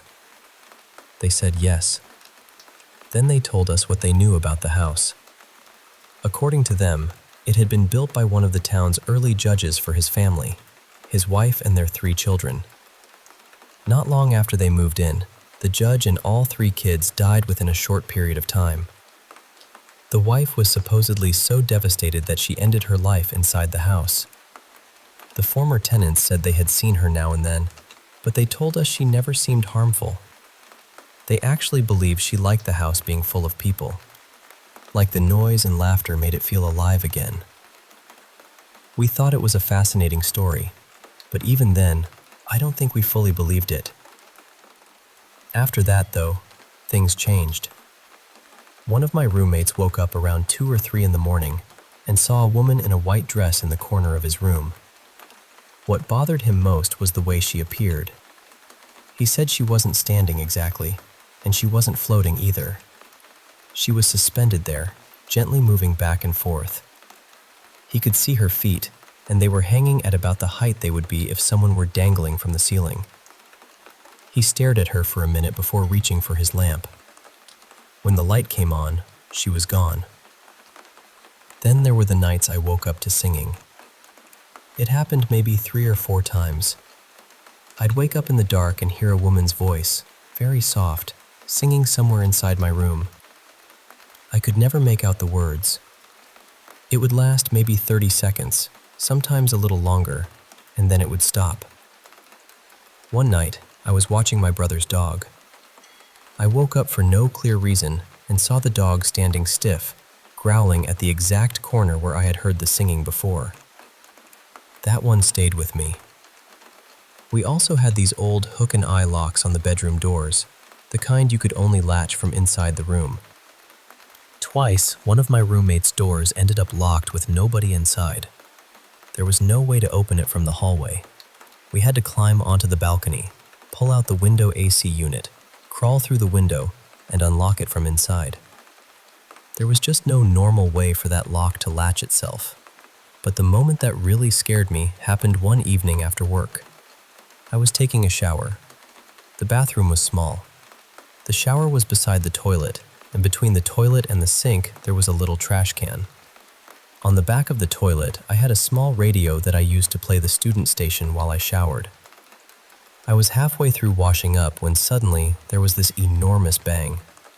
It was so loud I honestly thought someone had kicked the bathroom door in. At the same time, the radio volume blasted up so high it felt like the whole room had exploded into sound. I ripped open the shower curtain. The trash can was no longer beside the sink. It was sitting in the middle of the bathroom floor. And the radio was balanced perfectly on top of it, facing directly toward the shower. I didn't think.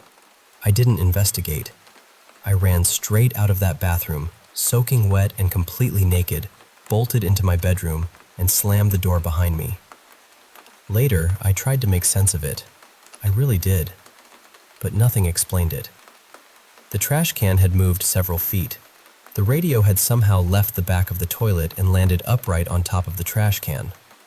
And both of them had turned so they were facing the shower, almost like someone had deliberately arranged them that way.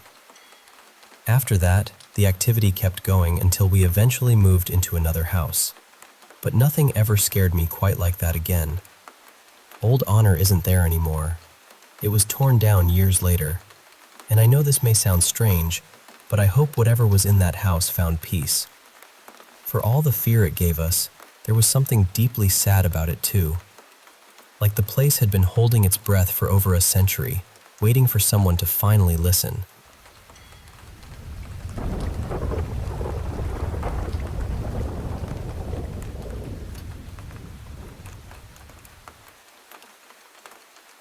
I was about 16 when this started happening, and back then, I slept by myself in my own room. I didn't have a phone at the time, so once I was in bed, I was just there, alone.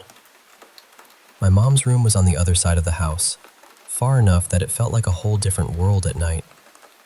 Every night, when it was time to sleep, I'd lie down, say my prayers, and try to calm my mind. But right when I was about to drift off, that's when it would happen. I need you to understand, I wasn't dreaming. I wasn't fully asleep. I would suddenly feel this presence close to me, almost hovering. My body would start tingling all over. My ears would feel blocked, and there was this sharp ringing sound, like a high-pitched noise pressing into my head. Then it felt like something was on top of me. Not just near me, on me. I couldn't breathe properly. It felt like I was being held down, like something was trying to suffocate me. And this didn't happen once. It happened night after night. I got so scared that I started leaving the bathroom light on and forcing myself to stay awake until morning. Eventually, my mom noticed and got upset because she thought I was just refusing to sleep. I didn't know how to explain it without sounding ridiculous. I ended up telling my aunt about it. She told me that the next time I felt it happening, I should say in my mind, "Please leave. You're not welcome here. I don't allow you near me." So I tried. And honestly, it got worse. The numb feeling spread harder through my body. The pressure got heavier. The suffocating feeling became more intense, and I could actually feel pain. It was terrifying. I remember lying there, trying not to panic, but feeling like whatever it was had noticed me noticing it. After that, I told my mom everything. From then on, I started sleeping in her room. And strangely enough, nothing happened there. Nothing happened when I slept on the living room couch either. It only happened in my bedroom. When I stayed at other people's houses, or at my dad's place, or anywhere outside our house, I never felt it. Not once. Eventually, my mom went into my room and prayed there with the Bible. After that, it stopped completely. I never felt that presence again. At least, not in that same way. But recently, about 4 years later, something else happened. In my room, there's a glass window above my bed. I always keep a thick curtain over it, but when the kitchen light is on, even just a little, it reflects around the edges of the curtain. It creates this faint strip of light on the wall. That night, I was lying in bed, and I could see that tiny beam of light coming in through the side of the curtain. I fell asleep for a while, then woke up thirsty. I grabbed my water bottle, took a drink, and as I looked toward the wall, I saw something pass through that beam of light. It looked exactly like a silhouette walking past my window from outside. I froze. At first, I tried to calm myself down. I thought maybe it was my mom getting up to drink water or moving around the house. But then the silhouette came back. This time, it moved closer to the window, almost like it was trying to peek through the little gap in the curtain where the light was slipping in. That's when I completely panicked. It didn't look like my mom. The shape had no hair. It looked like just a bald head, close to the glass, trying to look inside. If it had been my mom, I would have seen her hair, because she usually ties it up at night. The next day, I asked her about it. She told me it wasn't her. Those are only 2 of the things that have happened to me. There are more, but I've already said a lot for now. I still don't know what to think about it. I don't know why it keeps happening, why it only happened in that room before, or how to make sure it doesn't come back. All I know is that it felt real, and it scared me more than I can explain.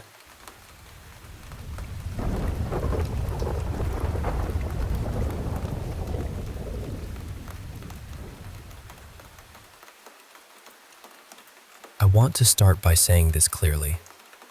I love Jesus, and this story is part of the reason I eventually turned my whole heart toward Christ. A few years ago, I got involved with a woman who said she was a medium. I still don't really know who she was. She called herself Angelina, but I never saw a clear picture of her face. Every photo she sent was cropped, blurry, or somehow covered. Whenever she called, it always came through as no caller ID. And even then, she never actually spoke. She would just stay silent on the line and text the whole time. The way she reached out to me was strange from the beginning. She emailed me out of nowhere, and at the time, my email wasn't posted publicly anywhere. I was talking to a guy back then, and she started telling me very specific things about him and his life. Things I had no way of explaining. Things that later turned out to be true. At first, I honestly thought one of my friends was playing some kind of prank on me. Then not long after that, she started saying someone close to us was in danger. She kept warning that something serious was going to happen, and she said she would help us when the time came. Soon after, one of my closest friends, Amani, died by suicide. That part still stays with me. On the night it happened, before any of us knew what had taken place, she kept messaging over and over saying something was wrong with him. She said she had a terrible feeling and that something wasn't right. Later, we found out he had already passed around that same time. After that, everything became even harder to understand. At first, I still thought maybe it was a prank or some kind of manipulation, so I brought friends into it. Other people close to me witnessed things too. We tried to catch inconsistencies. We tried to prove it was fake. We searched for any normal explanation. But instead of things becoming clearer, they only became more confusing. She seemed to know things she should not have known. There were times I would think a question without saying it out loud, and she would respond to it almost immediately. There were times I would say something out loud while I was completely alone, and then I would get a message answering what I had just said. My friends had moments like that too. Sometimes we would be talking about where someone was or why they weren't answering, and before we even reached out, she would message with an explanation. I remember one time we were wondering why a friend wasn't replying, and she texted that the person was in the shower. There were other details she shared that I still can't explain. My mother passed away years ago, and this woman mentioned specific things from my childhood that I had never posted or told her. One thing that really unsettled me was when she said my mother had painted my room purple when I was little. Maybe someone could guess that, but my mother had even painted the concrete floor purple, and she knew that part too. That was such a strange, tiny detail. It didn't feel guessable. What made it even more confusing was that she rarely spoke as herself. A lot of the time, she claimed my friend Amani was communicating through her. And sometimes the tone, the slang, the way the messages were written felt so much like him that it honestly shook me. Eventually, she introduced this whole belief system about helping spirits cross over. She said spirits were confused and needed help remembering who they were before they could move on. We were encouraged to ask questions that would supposedly help them remember their lives. Looking back now, I know how unusual all of this sounds. But at the time, it felt very real. It felt intense, emotional, and heavy. As it kept going, I started to feel spiritually and emotionally unwell. I felt drained. I felt uneasy. I felt like something was sitting over my life that I couldn't shake. Around that same time, I was deeply involved in New Age practices. I had crystals. I made spell jars. I worked with herbs and other things like that. But little by little, I started feeling convicted that I should not be involved in any of it. Eventually, I decided to step away completely. I blocked her, and I turned fully toward Christ. I bought a Bible. I gave my life to God. I got rid of everything connected to those practices. I cleaned it all out of my life. I still can't fully explain everything that happened. I can't prove all of it, and I understand that people may interpret it differently. But I know what it did to me. It changed me, permanently. And it led me to where I am now. Because if that kind of darkness was real, then I knew the light had to be real too. I'm not here saying I have all the answers. I'm just wondering if anyone else has experienced something that shook them spiritually or emotionally in a way they couldn't easily explain, and somehow pushed them toward faith in God. If you have, I would genuinely be grateful to hear your story.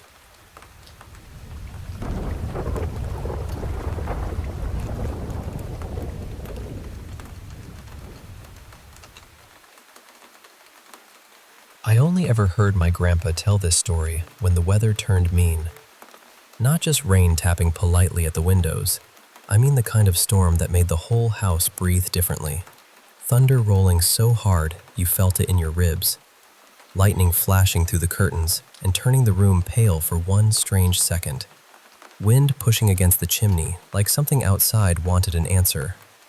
That was when Grandpa would settle into his chair, lift one hand toward the fireplace, and say, "Put another log on, my little love. This is the night for that story." And I always knew which one he meant. He'd hold his tea close, stare into the fire, and say, "My mother told me this. She swore it happened to her grandfather when he was a boy, right here in New England, before people stopped believing the woods could keep secrets."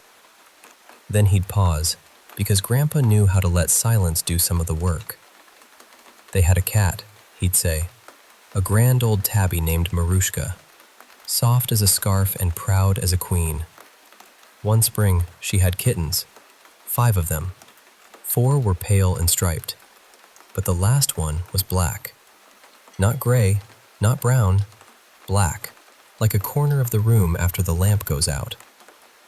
He always looked at me then, just to make sure I hadn't drifted away. "And your old babushka," he'd say quietly. "She knew there was something wrong with that kitten." They lived in a pale green house near the woods, in a little town where nobody could say their last name right. The family name was Petrova, but most people just called them the Russians and left it at that. It was a good house most days.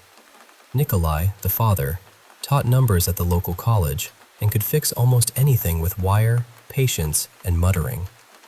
His wife, Elena, baked dark bread that made the whole street smell warm. and their son, 11-year-old Alyosha, was the kind of boy who rescued beetles from the sink and spoke to trees as if they might speak back. Marushka had been with them for years. She had survived the crossing from the old country, 2 bad winters, 1 flooded basement, and Alyosha's toddler years, which, according to Grandpa, proved she had the patience of a saint and the judgment of a general. So when she had kittens beneath the piano bench one damp April morning, everyone treated it like a blessing. Everyone except Babushka. She stood in the doorway, looked at the black kitten, and crossed herself. "Not that one," she whispered. "You do not keep that one." Elena laughed softly and said, "Mama, it's barely bigger than a mitten." But Babushka didn't laugh. She only tucked her hands into her sleeves and said, "Small doors are still doors." Of course, Alyosha chose the black kitten. Children always seem to pick the thing adults are afraid of. He named her Nika because he said she looked brave and because she was the first one to crawl out of the basket. At first, she seemed perfectly normal. Tiny paws, little needle claws, a squeaky meow that sounded almost embarrassed to exist. But then things began to happen. Alyosha's canary stopped singing one morning and was found stiff in the bottom of its cage, though the cage door was still latched. A jar of preserves shattered in the pantry while no one was near it. At night, footsteps crossed the hallway, soft and slow, even when everyone was in bed. And Nika was always sleeping when they checked on her, curled up, innocent, sweet as a drop of cream. Elena kept saying, "She's only a kitten." But Babushka began sewing little bundles of herbs into the curtains. She salted the thresholds. She whispered prayers under her breath whenever Nika passed by. Then Alyosha started dreaming.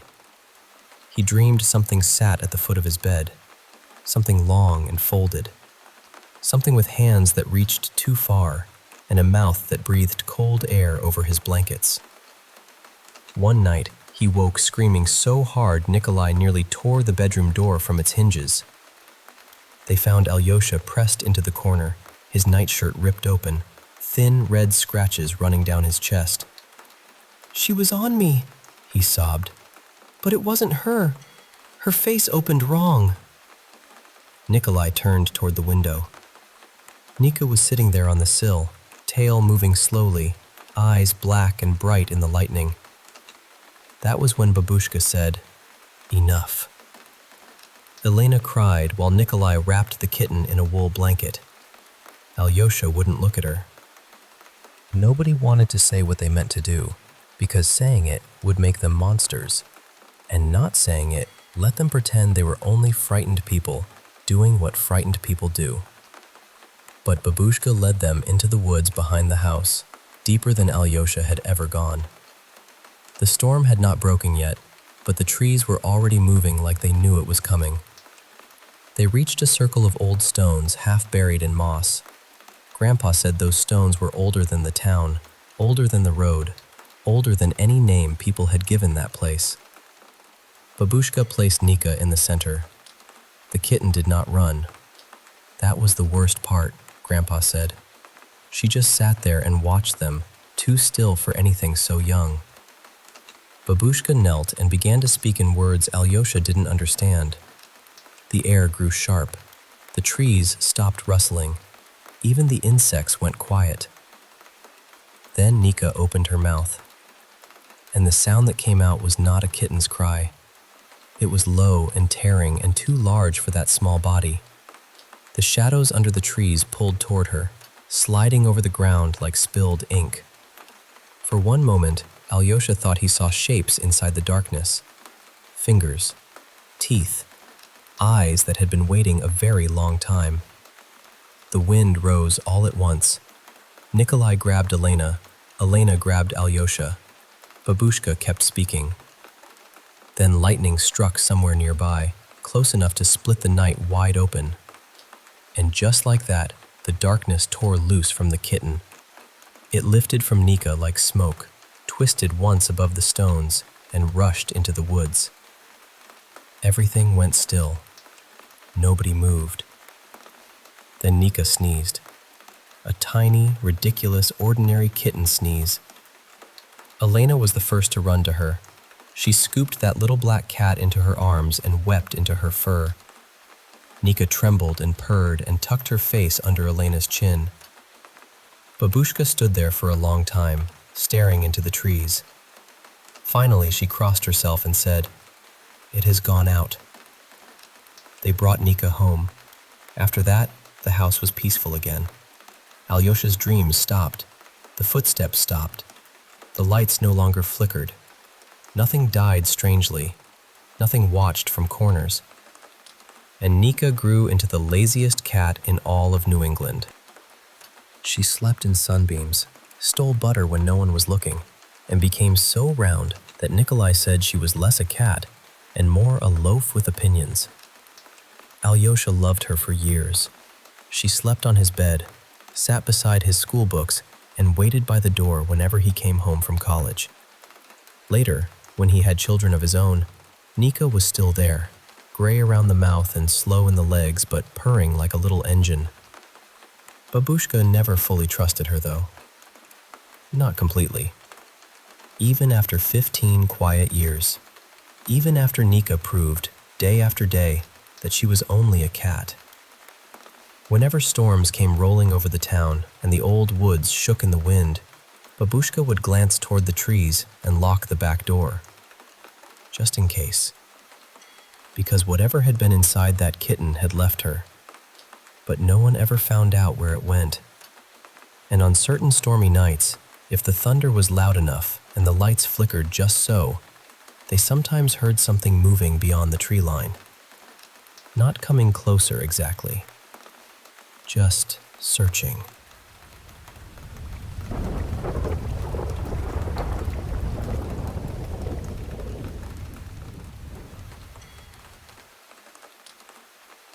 Hey, I want to share something that happened to me and my partner just before Father's Day. Something that's been really unsettling. And honestly, I think we're dealing with more than just a coincidence. It all started when we realized we were being followed for quite a while. At least 30 minutes, maybe longer, but we didn't catch it right away. The feeling of being watched, of someone, or something, right behind us was chilling, even though we didn't see anything at first. We made some quick decisions, took a few turns, and finally managed to lose the car that was tailing us before we got home. But that wasn't the end of it. Since that night, things have felt off. I keep seeing this shadowy figure in our front yard. Not just once, but regularly now. It's like it's waiting there, just watching.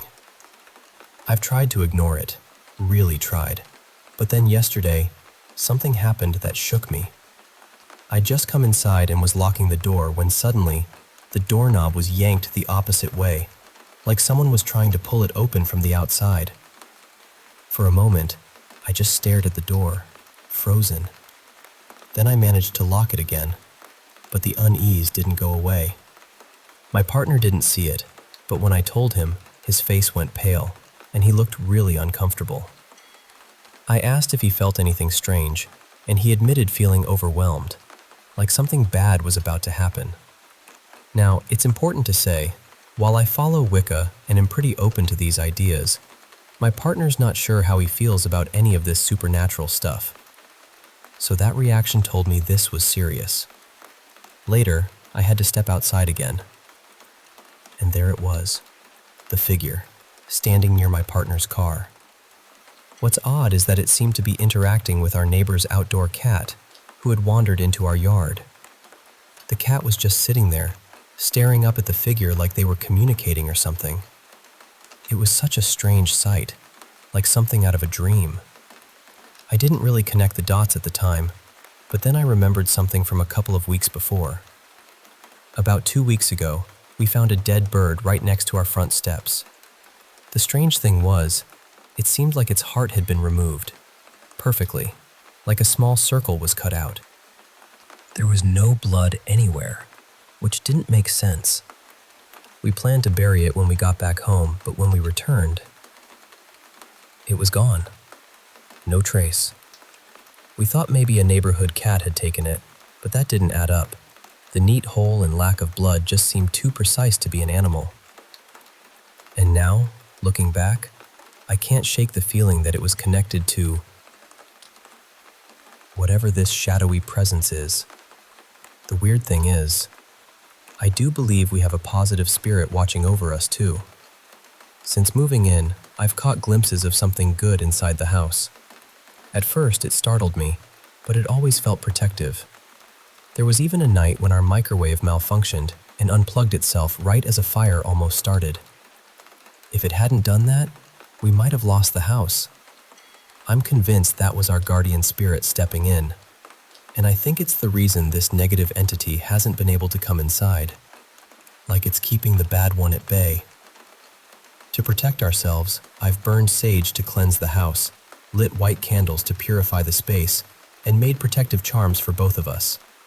I'm avoiding putting salt down because we have pets inside, and I worry the neighborhood cats outside might ingest it and get sick.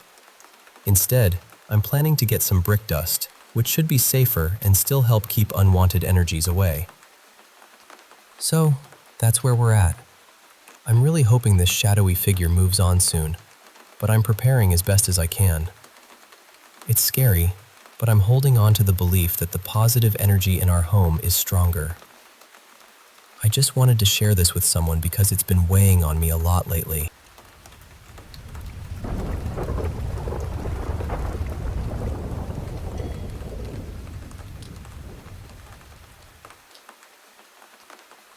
Hey, I want to share something that happened to me recently. Something a bit unsettling, but very real to me. So, my name's Jame, and just this past month, I helped my uncle move into a new house. It was a pretty big deal for all of us, especially since my brother and I were the first to sleep over in the new place.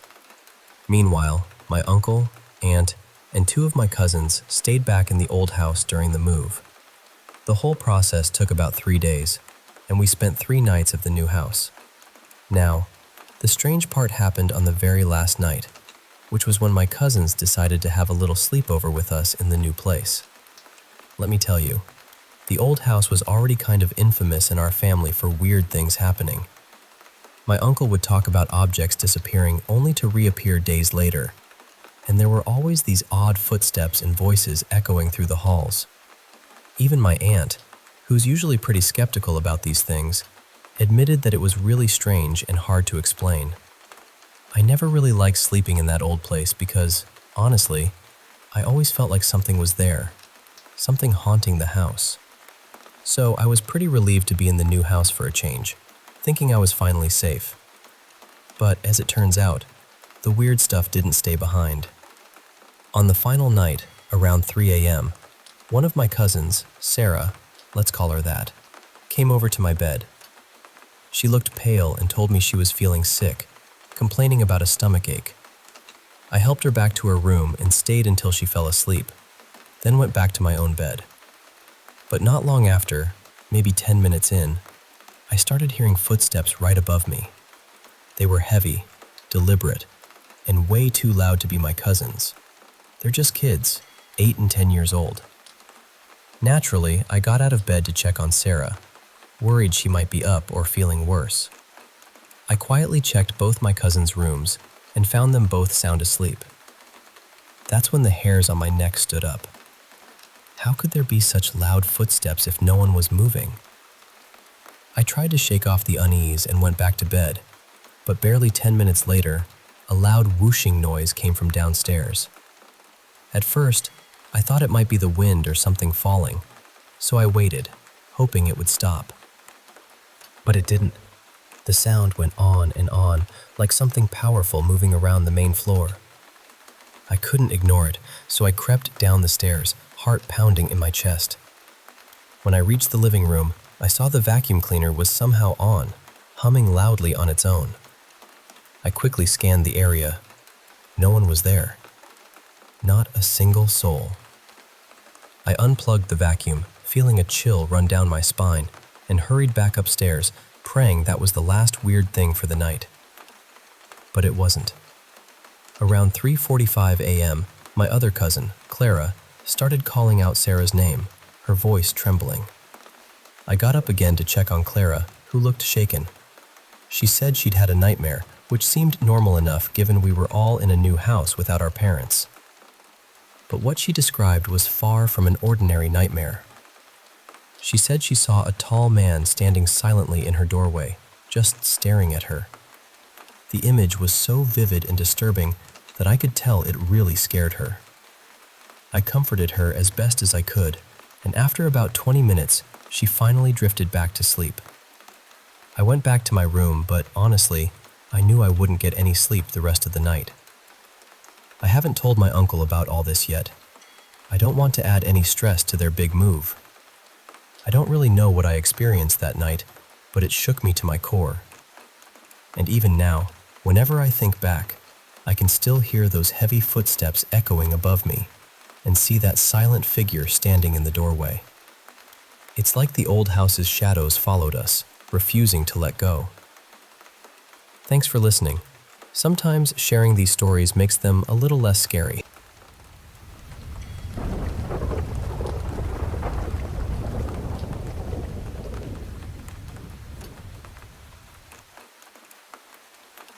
Hey, I want to share something that's been really weighing on me lately, about a close friend of mine.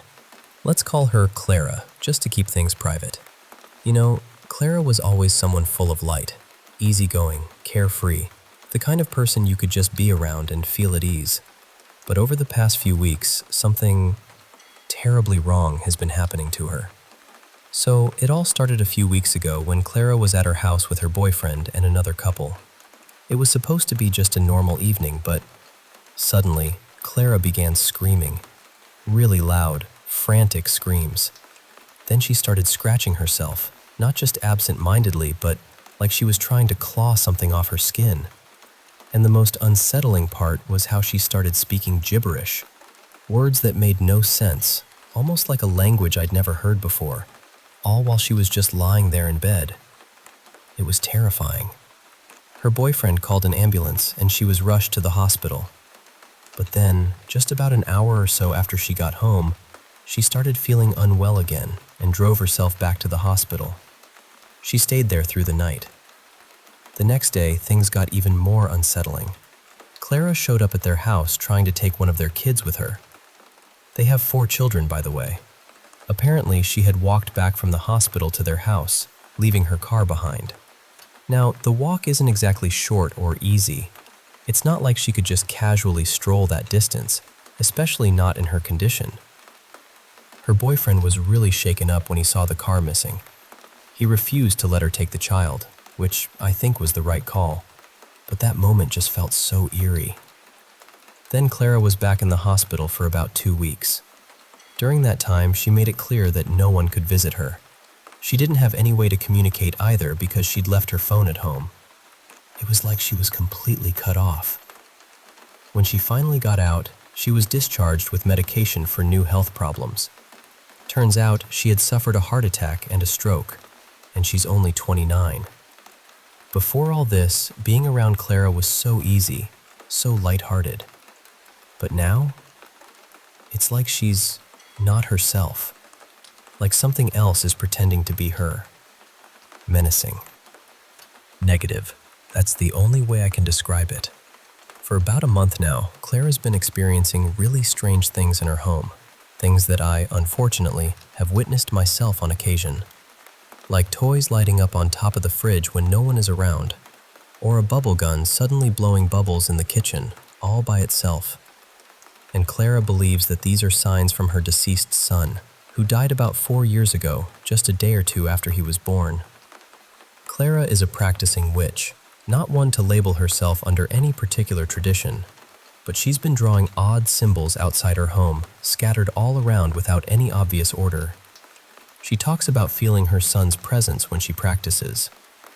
I remember seeing her altar before, and it was such a positive, cheerful space filled with love and light.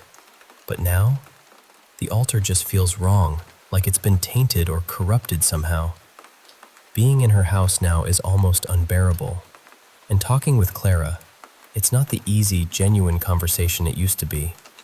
It feels like there's something in there, Something trying to act like her, trying to gather information from us. It's chilling. I don't know what's going on exactly. Maybe it's the trauma, or maybe it's something darker. But I felt like I had to share this because it's been haunting me. Have any of you ever experienced something like this? Something that feels like a person you love isn't really themselves anymore? Because that's exactly what it feels like with Clara.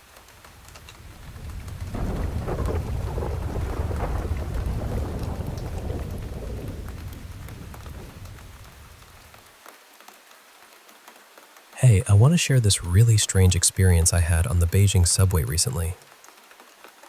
So here's the background first. I just landed this amazing new job last month after leaving my terrible old employer. You know, the kind of place where you're stuck in a 996 schedule? That's working from 9 in the morning until 9 at night, 6 days a week. Absolutely exhausting. But now my schedule is way better, and honestly, everything feels perfect. Except for one thing. The IT department I'm working for is located so far from my apartment. My daily commute is a bit of an ordeal. I have to hop on line 1, then switch to line 9, and finally transfer to line 16 to get to the office. It's a long trip. Fortunately, my manager is really understanding. Usually, I get to work in a different department's office that's much closer. But because of this ongoing COVID-19 situation, starting last week, we were told to work strictly from our own offices.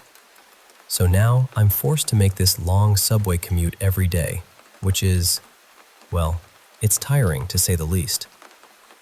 Now, here's the thing. Aside from the long hours underground, I actually don't mind the subway trip that much. There's this one part of the route that I genuinely enjoy. The transfer tunnel between Line 9 and Line 16 at the National Library Station. It's super cool. Unlike older subway tunnels built in the 90s, this one is spacious and beautifully designed. The walls are lined with smooth, glossy marble, and the entire tunnel is lit up with thousands of tiny LED lights that sparkle like stars. It feels like walking through a futuristic corridor, bright and welcoming. Honestly, it's the highlight of my daily subway travel. I often find myself slowing down just to take in the atmosphere, watching the light reflections dance along the polished floors.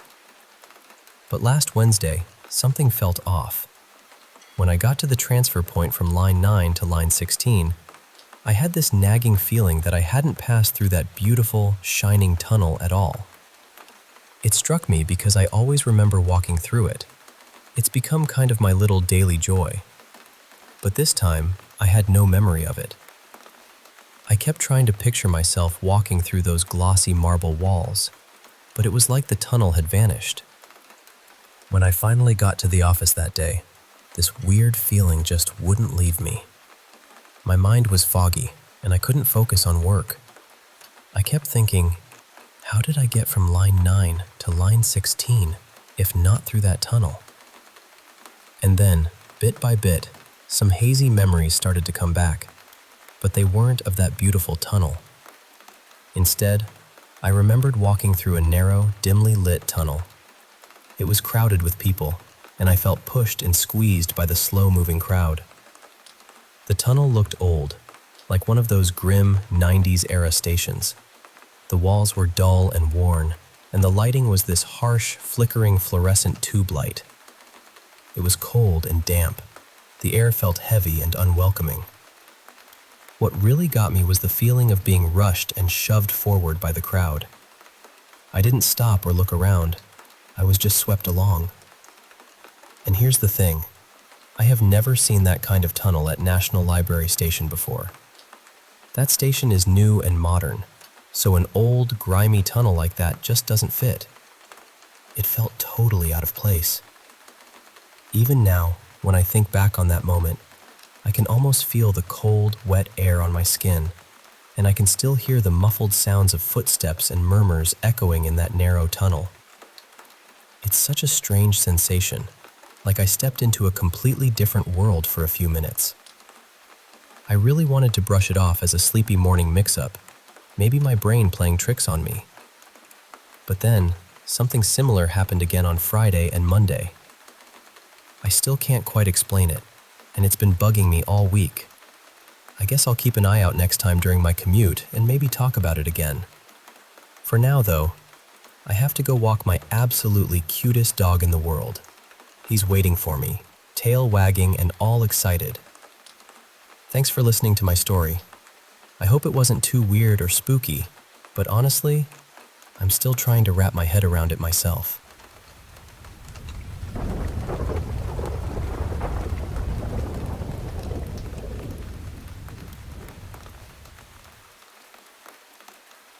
Hey, I want to share with you a story that's been with me for years, something that really shook my family and me to the core. It's about a night when the ordinary world we knew slipped away, and something unexplainable stepped in. This happened in Connecticut, where I grew up, around the time Ed Warren had just passed or shortly after.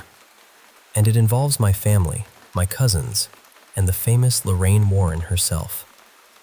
So picture this. I was about 14, and my dad and I were staying over at my aunt's house. The house was a two-family home.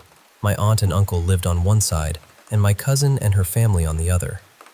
It was a brand new house, just built a couple of months before we stayed there. Later, I learned some things about this house that made that night even more chilling. In the days before that night, my aunt had been having these really intense dreams. Or at least, she thought they were dreams. Every night, a little boy would appear to her, trying to lead her out of bed. She said the outside of the house was glowing with this unbelievably bright light that poured through the windows. So bright, she couldn't even see outside clearly. And that little boy, he kept trying to lead her outside, like he was beckoning her somewhere. The next mornings were always strange. My uncle would find my aunt passed out in odd places. The bathroom floor, the living room, even once in the garage. At first, they thought she was just sleepwalking, but something about it didn't sit right. Now, on to the night itself. It was around 2 a.m. when suddenly this terrible scream echoed from the upstairs living room. It was loud, desperate, the kind of scream that makes your heart pound and your skin crawl. My dad, my aunt, my uncle, and I all woke up instantly, our blood running cold. We ran upstairs, fearing someone was hurt. When we got there, my cousin and her husband were in the living room, clearly shaken. Their son, he was about 2 years younger than me, sat in a rocking chair, his back to us. Something was off. The moment my uncle touched his shoulder, the boy turned around, and we saw his face. It was terrifying. His skin was turning this strange grayish color, like the life was draining out of him, and his eyes were bloodshot and wild. We tried asking him what was wrong, but he started speaking in Latin. Not just a few words, long sentences, guttural and eerie, as if some otherworldly voice was coming through him. He rocked back and forth in the chair like he was trapped inside his own body. Now, the kid was known to be a bit of a prankster, so my uncle and cousin's husband thought he was messing around. They yelled at him to stop and went to pull him out of the chair. But the moment they touched him, he screamed again, this time louder, more guttural, with those wild eyes rolling back into his head. The room was thick with fear. We didn't know what to do. My cousin rushed to grab a glass of water, thinking maybe this was sleepwalking or some kind of seizure, and threw it on him. But instead of waking him, he just laughed, a deep, haunting laugh that didn't sound like him at all. My aunt, who was a deeply religious woman, suddenly ran downstairs and grabbed some holy water and crosses she kept in the house. At that moment, we all realized this was more than a prank or a medical issue. My dad and uncle managed to get the boy out of the rocking chair, holding him down as he struggled and kicked like a trapped animal. My aunt came back, holy water in hand, and cautiously touched his back. I watched in frozen horror as the skin beneath her hand seemed to burn. A mark the exact shape of her palm appeared on his grayish skin. He screamed, a raw and pained sound, before finally going limp and passing out. I stood there, unable to move, my heart pounding so loud I thought it would burst. Everything felt unreal, like we were trapped in some nightmare we couldn't wake up from. We called the police around 3 a.m., and soon paramedics arrived. They examined my cousin's son, who thankfully woke up, though the burn mark on his back remained. The police were just as baffled as we were and suggested we reach out to Mrs. Lorraine Warren, the famous paranormal investigator who lived nearby. No one slept that night. My dad and I left the next morning, but the story didn't end there. About a week later, my aunt called Lorraine Warren and invited her to the house. From the moment Mrs. Warren stepped inside, she knew something was deeply wrong. She revealed that the land the house was built on was a kind of portal to another dimension, a gateway that shouldn't have been disturbed. The little boy from my aunt's dreams, she explained, was actually trying to guide her outside through this portal. If a human crossed through it, it would open the door for demons to enter our world. One had slipped through and possessed my cousin's son because he wasn't strong enough to fight it off. Lorraine Warren conducted a séance and a thorough cleansing of the house, working to close the portal and banish the dark presence.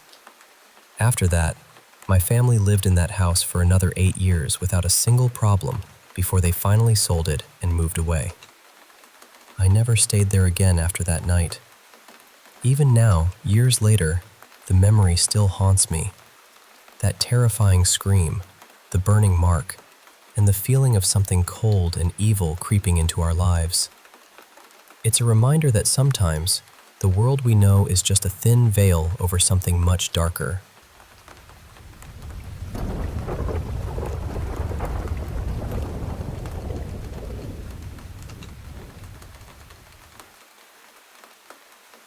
You know, this is one of those things I've gone back and forth on for years, because I don't want to force a supernatural explanation onto something that might have had a very human one.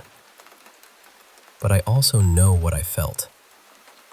My older cousin had dealt with schizophrenia since he was very young. I know people have opinions about childhood schizophrenia, but that's not really the point here. Growing up, he used to say he could hear people talking behind him, whispering about him, watching him somehow. He could never prove it, of course, but to him it was completely real. The schizophrenia came from his mother's side of the family, and we're related through his father's side, so I never worried about it being something I might have inherited too. For a while, he lived back and forth between our house and a psychiatric facility in the next town over. At the time this happened, he was staying with us, and he was actually doing better than usual. He was taking his medication regularly, and for once it seemed like the doctors had found the right mix. We didn't have a spare room, so we turned part of the dining room into a little makeshift bedroom for him. It had a mattress, a couple of temporary wall panels, one small door, and this huge TV that honestly took up way too much space. There were 2 tall windows in there, but he always kept them covered because he was convinced the neighbors could see him. The whole space was tiny, maybe 9 or 10 feet long and around 5 feet wide. It wasn't really a room so much as a pocket of privacy.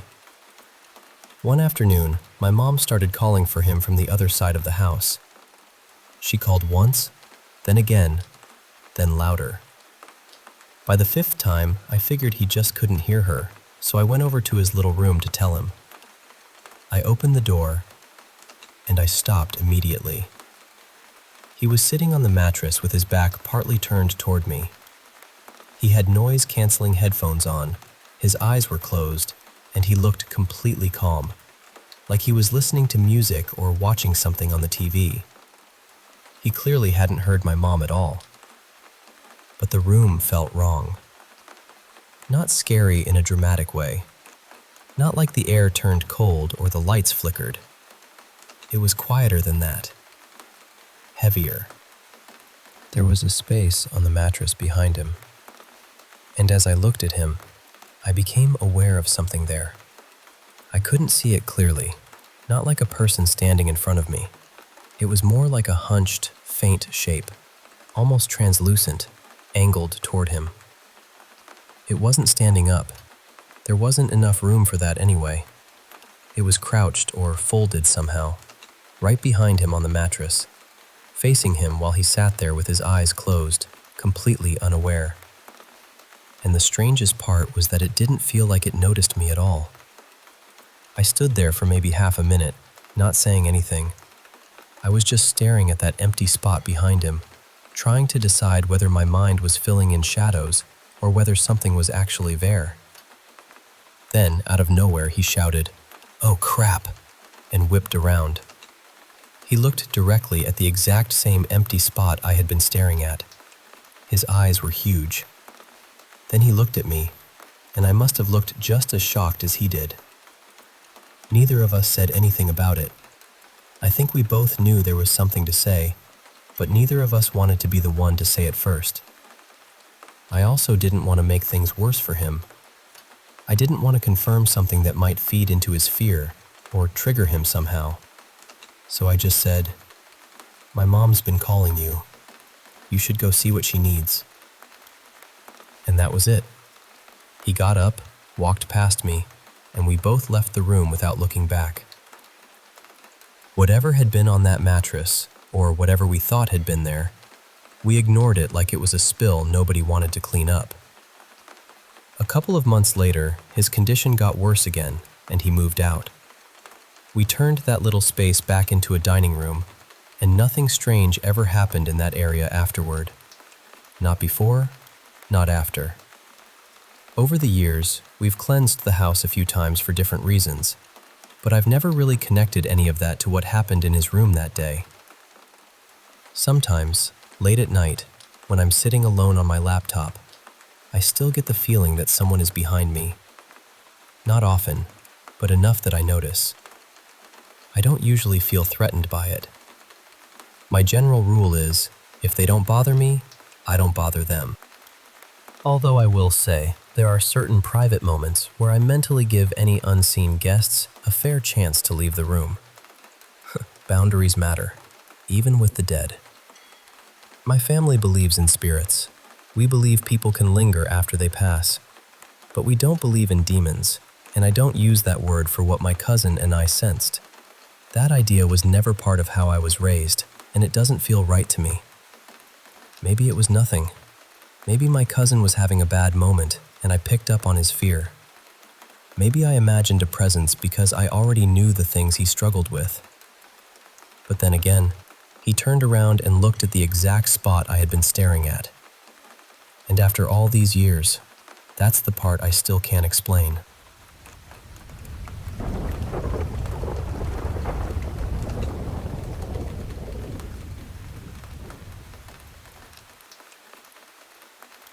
I usually tell stories about things I haven't actually lived through, things that come to me during meditation or in those strange, quiet moments when your mind starts opening little hidden doors.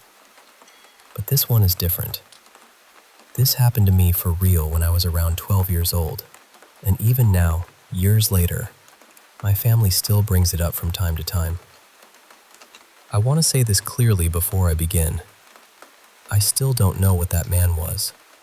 Maybe he was just a very strange, unsettling person. Maybe there was something wrong with him. Or maybe he was something else entirely. I'm not here to force one answer. I'm just going to tell you exactly how it felt. At the time, we were living in a small mountain town in Greece. It was the kind of place where everybody knew everybody, where news traveled faster than the wind, and where the mountains always seemed to be watching from the edges of town. Ever since I was little, I had always been drawn to the paranormal. Spirits, aliens, strange energies, old stories, all of it fascinated me. I wasn't obsessed in a dramatic way, but I always felt like there was more around us than people were willing to admit. One evening, it was early autumn, probably late September. My grandmother, my mother, and I decided to go for a walk. It was around 6 in the evening, still light outside, but the sun was starting to soften. We chose a road that climbed up toward the mountains. That road was beautiful, honestly. Dense trees on both sides, insects buzzing in the brush, the smell of dry earth and leaves, and farther up, You could sometimes hear sheep or goats from nearby farms. If you kept walking long enough, the road opened into this wide view where you could see the whole town below you. It wasn't a famous hiking spot or anything like that. It was just one of those places locals knew. There were also stories about that area. People used to whisper about fairies in the woods, strange beings, lights, presences. I wouldn't exactly call it haunted, but even as a child, I could feel something there. The air felt different, almost charged. Years later, when I got deeper into meditation and started exploring the idea of communicating with extraterrestrial consciousness, I would sometimes think back to that mountain. I know how it sounds, but I always had this feeling that the area was somehow connected to something. Maybe not a literal base hidden underground, though that thought did cross my mind. More like a place where the veil was thin, where messages could pass through more easily. Anyway, that evening started normally. We were walking and talking, just like we always did. We passed a couple of people from town, exchanged greetings, and everything felt ordinary. Peaceful even. But the farther we went, the quieter it became. At some point, there were no voices, no people, no movement around us. Just the road, the trees, and the three of us. That didn't scare us at first. We knew the area. We had lived there our whole lives. Then the feeling changed. It was sudden. The whole atmosphere seemed to tighten. A few seconds later, we heard heavy footsteps coming from ahead of us. Not human footsteps. Dogs. Large dogs. And in that area, dogs were not cute little pets trotting around with ribbons on their collars. These were huge guard dogs that farmers kept to protect their animals. They could be aggressive, especially if they didn't know you. The road was narrow, so we couldn't really move aside. We had two choices: keep going and hope the dogs were controlled, or turn around and go home. We stopped for a moment, trying to decide what to do. Then a man appeared. He came out from the shadows of the trees, holding 3 massive dogs. I remember him being tall, maybe around 180 meters, thin, with dark hair and dark eyes. He was wearing a large, heavy coat that looked too bulky for the weather. There was nothing visibly monstrous about him. He didn't have some terrifying face or dramatic evil expression. But the moment I saw him, something in me went cold. Everything about him felt wrong. My grandmother, who was not exactly known for being calm in stressful situations, stopped a little ahead of us. She was close enough to speak to him, so she called out and asked him to hold the dogs tightly so we could pass safely. He didn't answer. He didn't even look at us. That alone was strange. In a town that small, people respond. Even strangers respond. Even if he had been a tourist, even if he didn't speak our language, there should have been some kind of reaction. A glance, a nod, a confused expression, anything. But there was nothing. My grandmother tried again, more politely at first. She asked him to please pull the dogs closer. Still nothing. The dogs were there, huge and tense, and he just kept standing with his eyes lowered, staring at the ground. After a few minutes, my grandmother started getting frightened and angry. She raised her voice. Then she started yelling. She used some harsh words too, which maybe wasn't the best idea, but we were scared, and she was trying to protect us. Still, the man gave absolutely no reaction. That is the part I can't explain. He didn't blink in surprise. He didn't look annoyed. He didn't look embarrassed. He didn't look angry. He didn't look humanly uncomfortable in any way. His eyes stayed fixed on the ground. His face was completely blank, like stone. Not peaceful, not distracted, not shy. Empty. And he kept moving slowly toward us. I know someone could say maybe he was rude, or maybe he had social issues, or maybe he simply didn't want to interact. But this was different. Even the most introverted person alive would react if an elderly woman was yelling at them, and a terrified child was crying nearby. But he didn't. It was like we were invisible to him, or like he was physically there, but whatever was inside him wasn't fully present. That sounds dramatic, I know, but standing there, watching him come closer with those dogs and that expressionless face, it felt robotic, unnatural, like the rules of normal human behavior had quietly stepped out of the room. Eventually, we realized we couldn't risk passing him, so we turned around and ran. We ran all the way back down the road toward home, shaken and breathless, and none of us knew what to say at first. To this day, I'm not claiming he was definitely an alien or a spirit or anything like that. I don't know what he was. But I do know this. Something about him was not right. And out of all the strange feelings I've had in my life, that encounter on the mountain road is still one of the most disturbing things I've ever experienced.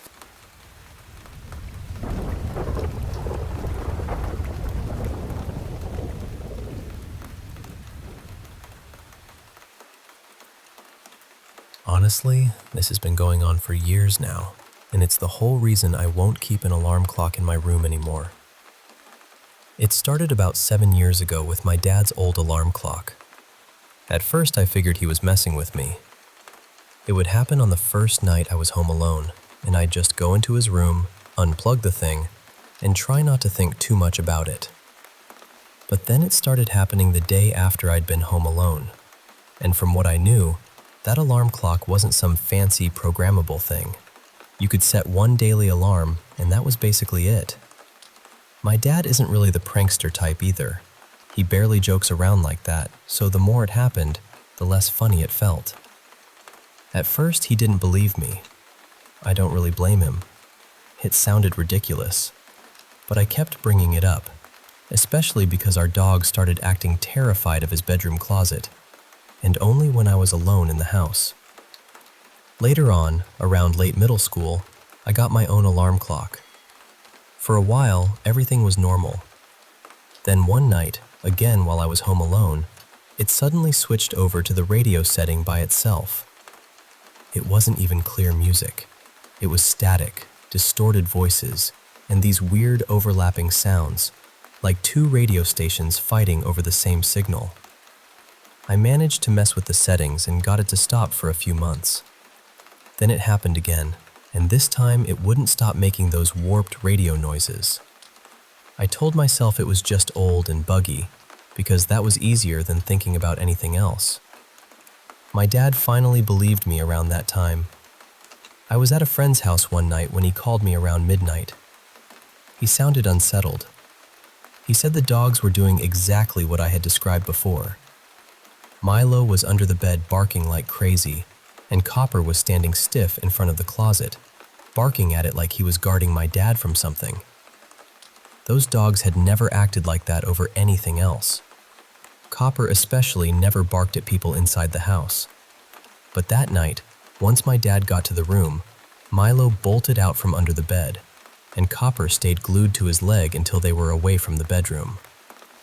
The next day, when I got home, my dad told me something else. He said the alarm clock had gone off at around 2:40 in the morning, just like I'd been telling him. After that, he got rid of it and didn't use an alarm clock for almost a year. More recently, over the last couple of years, my dad has been going on short business trips, usually 3 or 4 days, sometimes 5. When he's gone, I stay home to take care of the dogs and the chickens. He has a newer alarm clock now. It has gentle sound settings, like rain, ocean waves, soft music, that kind of thing. And, sure enough, when I'm alone in the house, it turns on by itself sometime between 2 and 3 in the morning. It starts quiet, then slowly gets louder over the next hour or so. I live upstairs now, and I basically have my own little apartment up there, so I usually only notice it if I'm downstairs, heading to the bathroom, or grabbing something to eat. But sometimes, even the rain or beach sounds get loud enough that I can hear them from the top of the stairs unless my door is closed. I've never gone into his room while it's happening. I just stay upstairs and try to ignore it. Eventually, it stops on its own. Sometimes it happens the first night he's gone, sometimes the second or third. Once it happens, I unplug it. Lately, I've started unplugging it on the first day, just so I don't have to deal with it at all. I've checked the settings before. There's never any routine set up, no hidden timer, nothing. My dad says he doesn't even use the alarm unless he has to wake up early, and even then, he sets it for 5 a.m. at the earliest. I'm not saying the house is haunted. I don't really know what I'm saying, to be honest. These are just the main strange things that happen here. There have been a few other moments, though. Like my dad texting me while I'm out, asking if I'm home. Or last year, when he thought my ex was upstairs while I was at work, because he heard footsteps or movement in my room around 9 or 10 at night. I usually just chalk that up to the house settling, or creaking, or whatever houses do at night. But there's something else too, and I don't know if it's connected. This part stopped years ago, probably around 12 years back. But when I was in elementary school, before my older sister moved out, I used to occasionally see what looked like me standing at the end of the upstairs hallway near my old bedroom.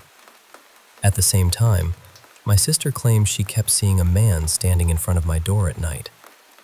She said he looked like an uncle on her mom's side who had passed away, someone she had been close to. I never saw him myself. For a while, we didn't really believe each other. Then one night, I saw my sister from my room. She was peeking out of her doorway, staring straight through mine with this terrified look on her face. Then she ran to the bathroom. When she came back out, she did the same thing again, just staring. I called her name 3 times, and she didn't answer once. Later, when she was home alone with me, she called my name from the living room, sounding confused.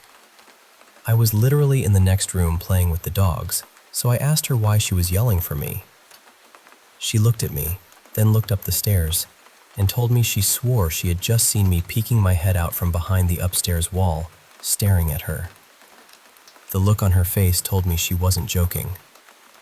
She acted different for the rest of the night and kept checking the stairs every so often.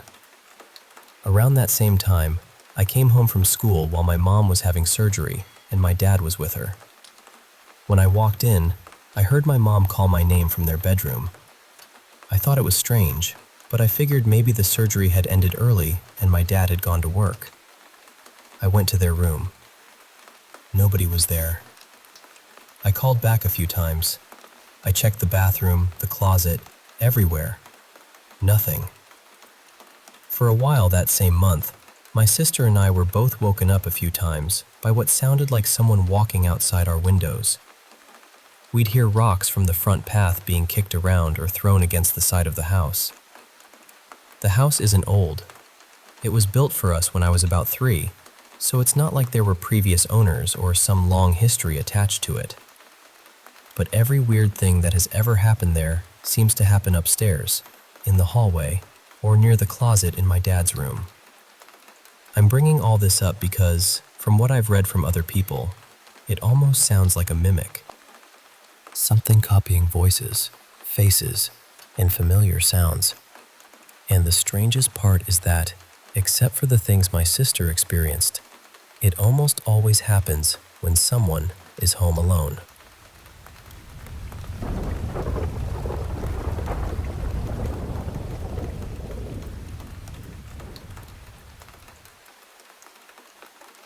Hey, I want to share with you a story that's been with me for years. Something that really shook my family and me to the core. It's about a night when the ordinary world we knew slipped away, and something unexplainable stepped in. This happened in Connecticut, where I grew up, around the time Ed Warren had just passed, or shortly after. And it involves my family, my cousins, and the famous Lorraine Warren herself. So, picture this. I was about 14, and my dad and I were staying over at my aunt's house. The house was a two-family home. My aunt and uncle lived on one side, and my cousin and her family on the other. It was a brand new house, just built a couple of months before we stayed there. Later, I learned some things about this house that made that night even more chilling. In the days before that night, my aunt had been having these really intense dreams. Or at least, she thought they were dreams. Every night, a little boy would appear to her, trying to lead her out of bed. She said the outside of the house was glowing with this unbelievably bright light that poured through the windows. So bright she couldn't even see outside clearly. And that little boy? He kept trying to lead her outside, like he was beckoning her somewhere. The next mornings were always strange. My uncle would find my aunt passed out in odd places: the bathroom floor, the living room, even once in the garage. At first, they thought she was just sleepwalking, but something about it didn't sit right. Now, on to the night itself. It was around 2 a.m. when suddenly this terrible scream echoed from the upstairs living room. It was loud, desperate, the kind of scream that makes your heart pound and your skin crawl. My dad, my aunt, my uncle, and I all woke up instantly, our blood running cold. We ran upstairs, fearing someone was hurt. When we got there, my cousin and her husband were in the living room, clearly shaken. Their son, he was about 2 years younger than me, sat in a rocking chair, his back to us. Something was off. The moment my uncle touched his shoulder, the boy turned around, and we saw his face. It was terrifying. His skin was turning this strange, grayish color, like the life was draining out of him, and his eyes were bloodshot and wild. We tried asking him what was wrong, but he started speaking in Latin. Not just a few words, long sentences, guttural and eerie, as if some otherworldly voice was coming through him. He rocked back and forth in the chair, like he was trapped inside his own body. Now, the kid was known to be a bit of a prankster, so my uncle and cousin's husband thought he was messing around. They yelled at him to stop and went to pull him out of the chair. But the moment they touched him, he screamed again, this time louder, more guttural, with those wild eyes rolling back into his head. The room was thick with fear. We didn't know what to do. My cousin rushed to grab a glass of water, thinking maybe this was sleepwalking or some kind of seizure, and threw it on him. But instead of waking him, he just laughed. A deep, haunting laugh that didn't sound like him at all. My aunt, who was a deeply religious woman, suddenly ran downstairs and grabbed some holy water and crosses she kept in the house. At that moment, we all realized this was more than a prank or a medical issue. My dad and uncle managed to get the boy out of the rocking chair, holding him down as he struggled and kicked like a trapped animal. My aunt came back, holy water in hand, and cautiously touched his back. I watched in frozen horror as the skin beneath her hand seemed to burn. A mark the exact shape of her palm appeared on his grayish skin. He screamed, a raw and pained sound, before finally going limp and passing out. I stood there, unable to move, my heart pounding so loud I thought it would burst. Everything felt unreal, like we were trapped in some nightmare we couldn't wake up from. We called the police around 3 a.m., and soon paramedics arrived. They examined my cousin's son, who thankfully woke up, though the burn mark on his back remained. The police were just as baffled as we were, and suggested we reach out to Mrs. Lorraine Warren, the famous paranormal investigator who lived nearby. No one slept that night. My dad and I left the next morning, but the story didn't end there. About a week later, my aunt called Lorraine Warren and invited her to the house. From the moment Mrs. Warren stepped inside, she knew something was deeply wrong. She revealed that the land the house was built on was a kind of portal to another dimension, a gateway that shouldn't have been disturbed. The little boy from my aunt's dreams, she explained, was actually trying to guide her outside through this portal. If a human crossed through it, it would open the door for demons to enter our world. One had slipped through and possessed my cousin's son because he wasn't strong enough to fight it off. Lorraine Warren conducted a seance and a thorough cleansing of the house, working to close the portal and banish the dark presence. After that, my family lived in that house for another 8 years without a single problem before they finally sold it and moved away. I never stayed there again after that night. Even now, years later, the memory still haunts me. That terrifying scream, the burning mark, and the feeling of something cold and evil creeping into our lives. It's a reminder that sometimes the world we know is just a thin veil over something much darker.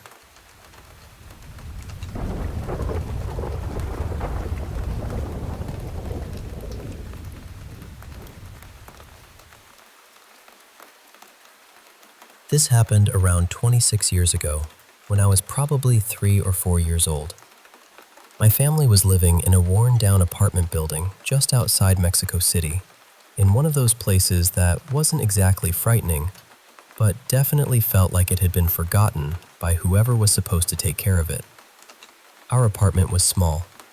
You'd walk in through the living room, and from there was this tiny little space, barely a hallway, that led to 3 rooms. My parents' bedroom was straight ahead. My room was off to one side, and the bathroom was on the other. At that age, I apparently had a hard time staying in bed. My mother used to tell me I'd get up after bedtime, wander around, or just lie there wide awake and cheerful, greeting her like sleep was a rumor I had no intention of believing. So one night, after struggling to get me settled, she left my bedroom door open while she finished getting ready for bed. She wanted to keep an eye on me from the hallway. My father was already in their room, lying in bed with a book. At some point, my mother went into the bathroom to wipe things down quickly before going to sleep. While she was in there, she glanced across the little hallway into my bedroom, and she saw a child standing at the foot of my bed. He was dressed in white, just standing there quietly, looking toward her. At first, she thought it was me. She was ready to step out and tell me to get back under the covers. But when she moved into the hallway, she saw me lying in bed, asleep, my head on the pillow. The child was still standing there. She didn't describe it as terrifying. That's the part that always stayed with me. She never told the story like a horror story. She said she froze, but not because she felt danger. It was more like she was stunned, like she had walked into a moment that wasn't meant to be explained. Without taking her eyes off him, she called softly for my father to come. And just before he reached the doorway, the child vanished. Not ran, not ducked away, not slipped behind furniture, just gone. I know people might say someone could have climbed in or out somehow, but the timing never made much sense to me. We were not on the ground level, and the room was small. There wasn't much space for someone to hide, and my mother wasn't the kind of person who made up stories like this. Years later, I asked her about it several times. She never gave me a perfect description. She said the boy looked like me, but older. Maybe 8 or 9 years old, maybe 10. I never knew whether she meant he looked like an older version of me, or just that he had the same dark hair and pale skin. She was Catholic, though not especially strict about it. She never came right out and said she thought he was an angel. But the way she spoke about him, with that quiet wonder in her voice, made me think that might have been what she believed. I don't remember any of it myself. My memories start a little after that time. So all I really have is her story. A tired apartment, a little open doorway, me asleep in bed, and a boy in white standing watch at the foot of it.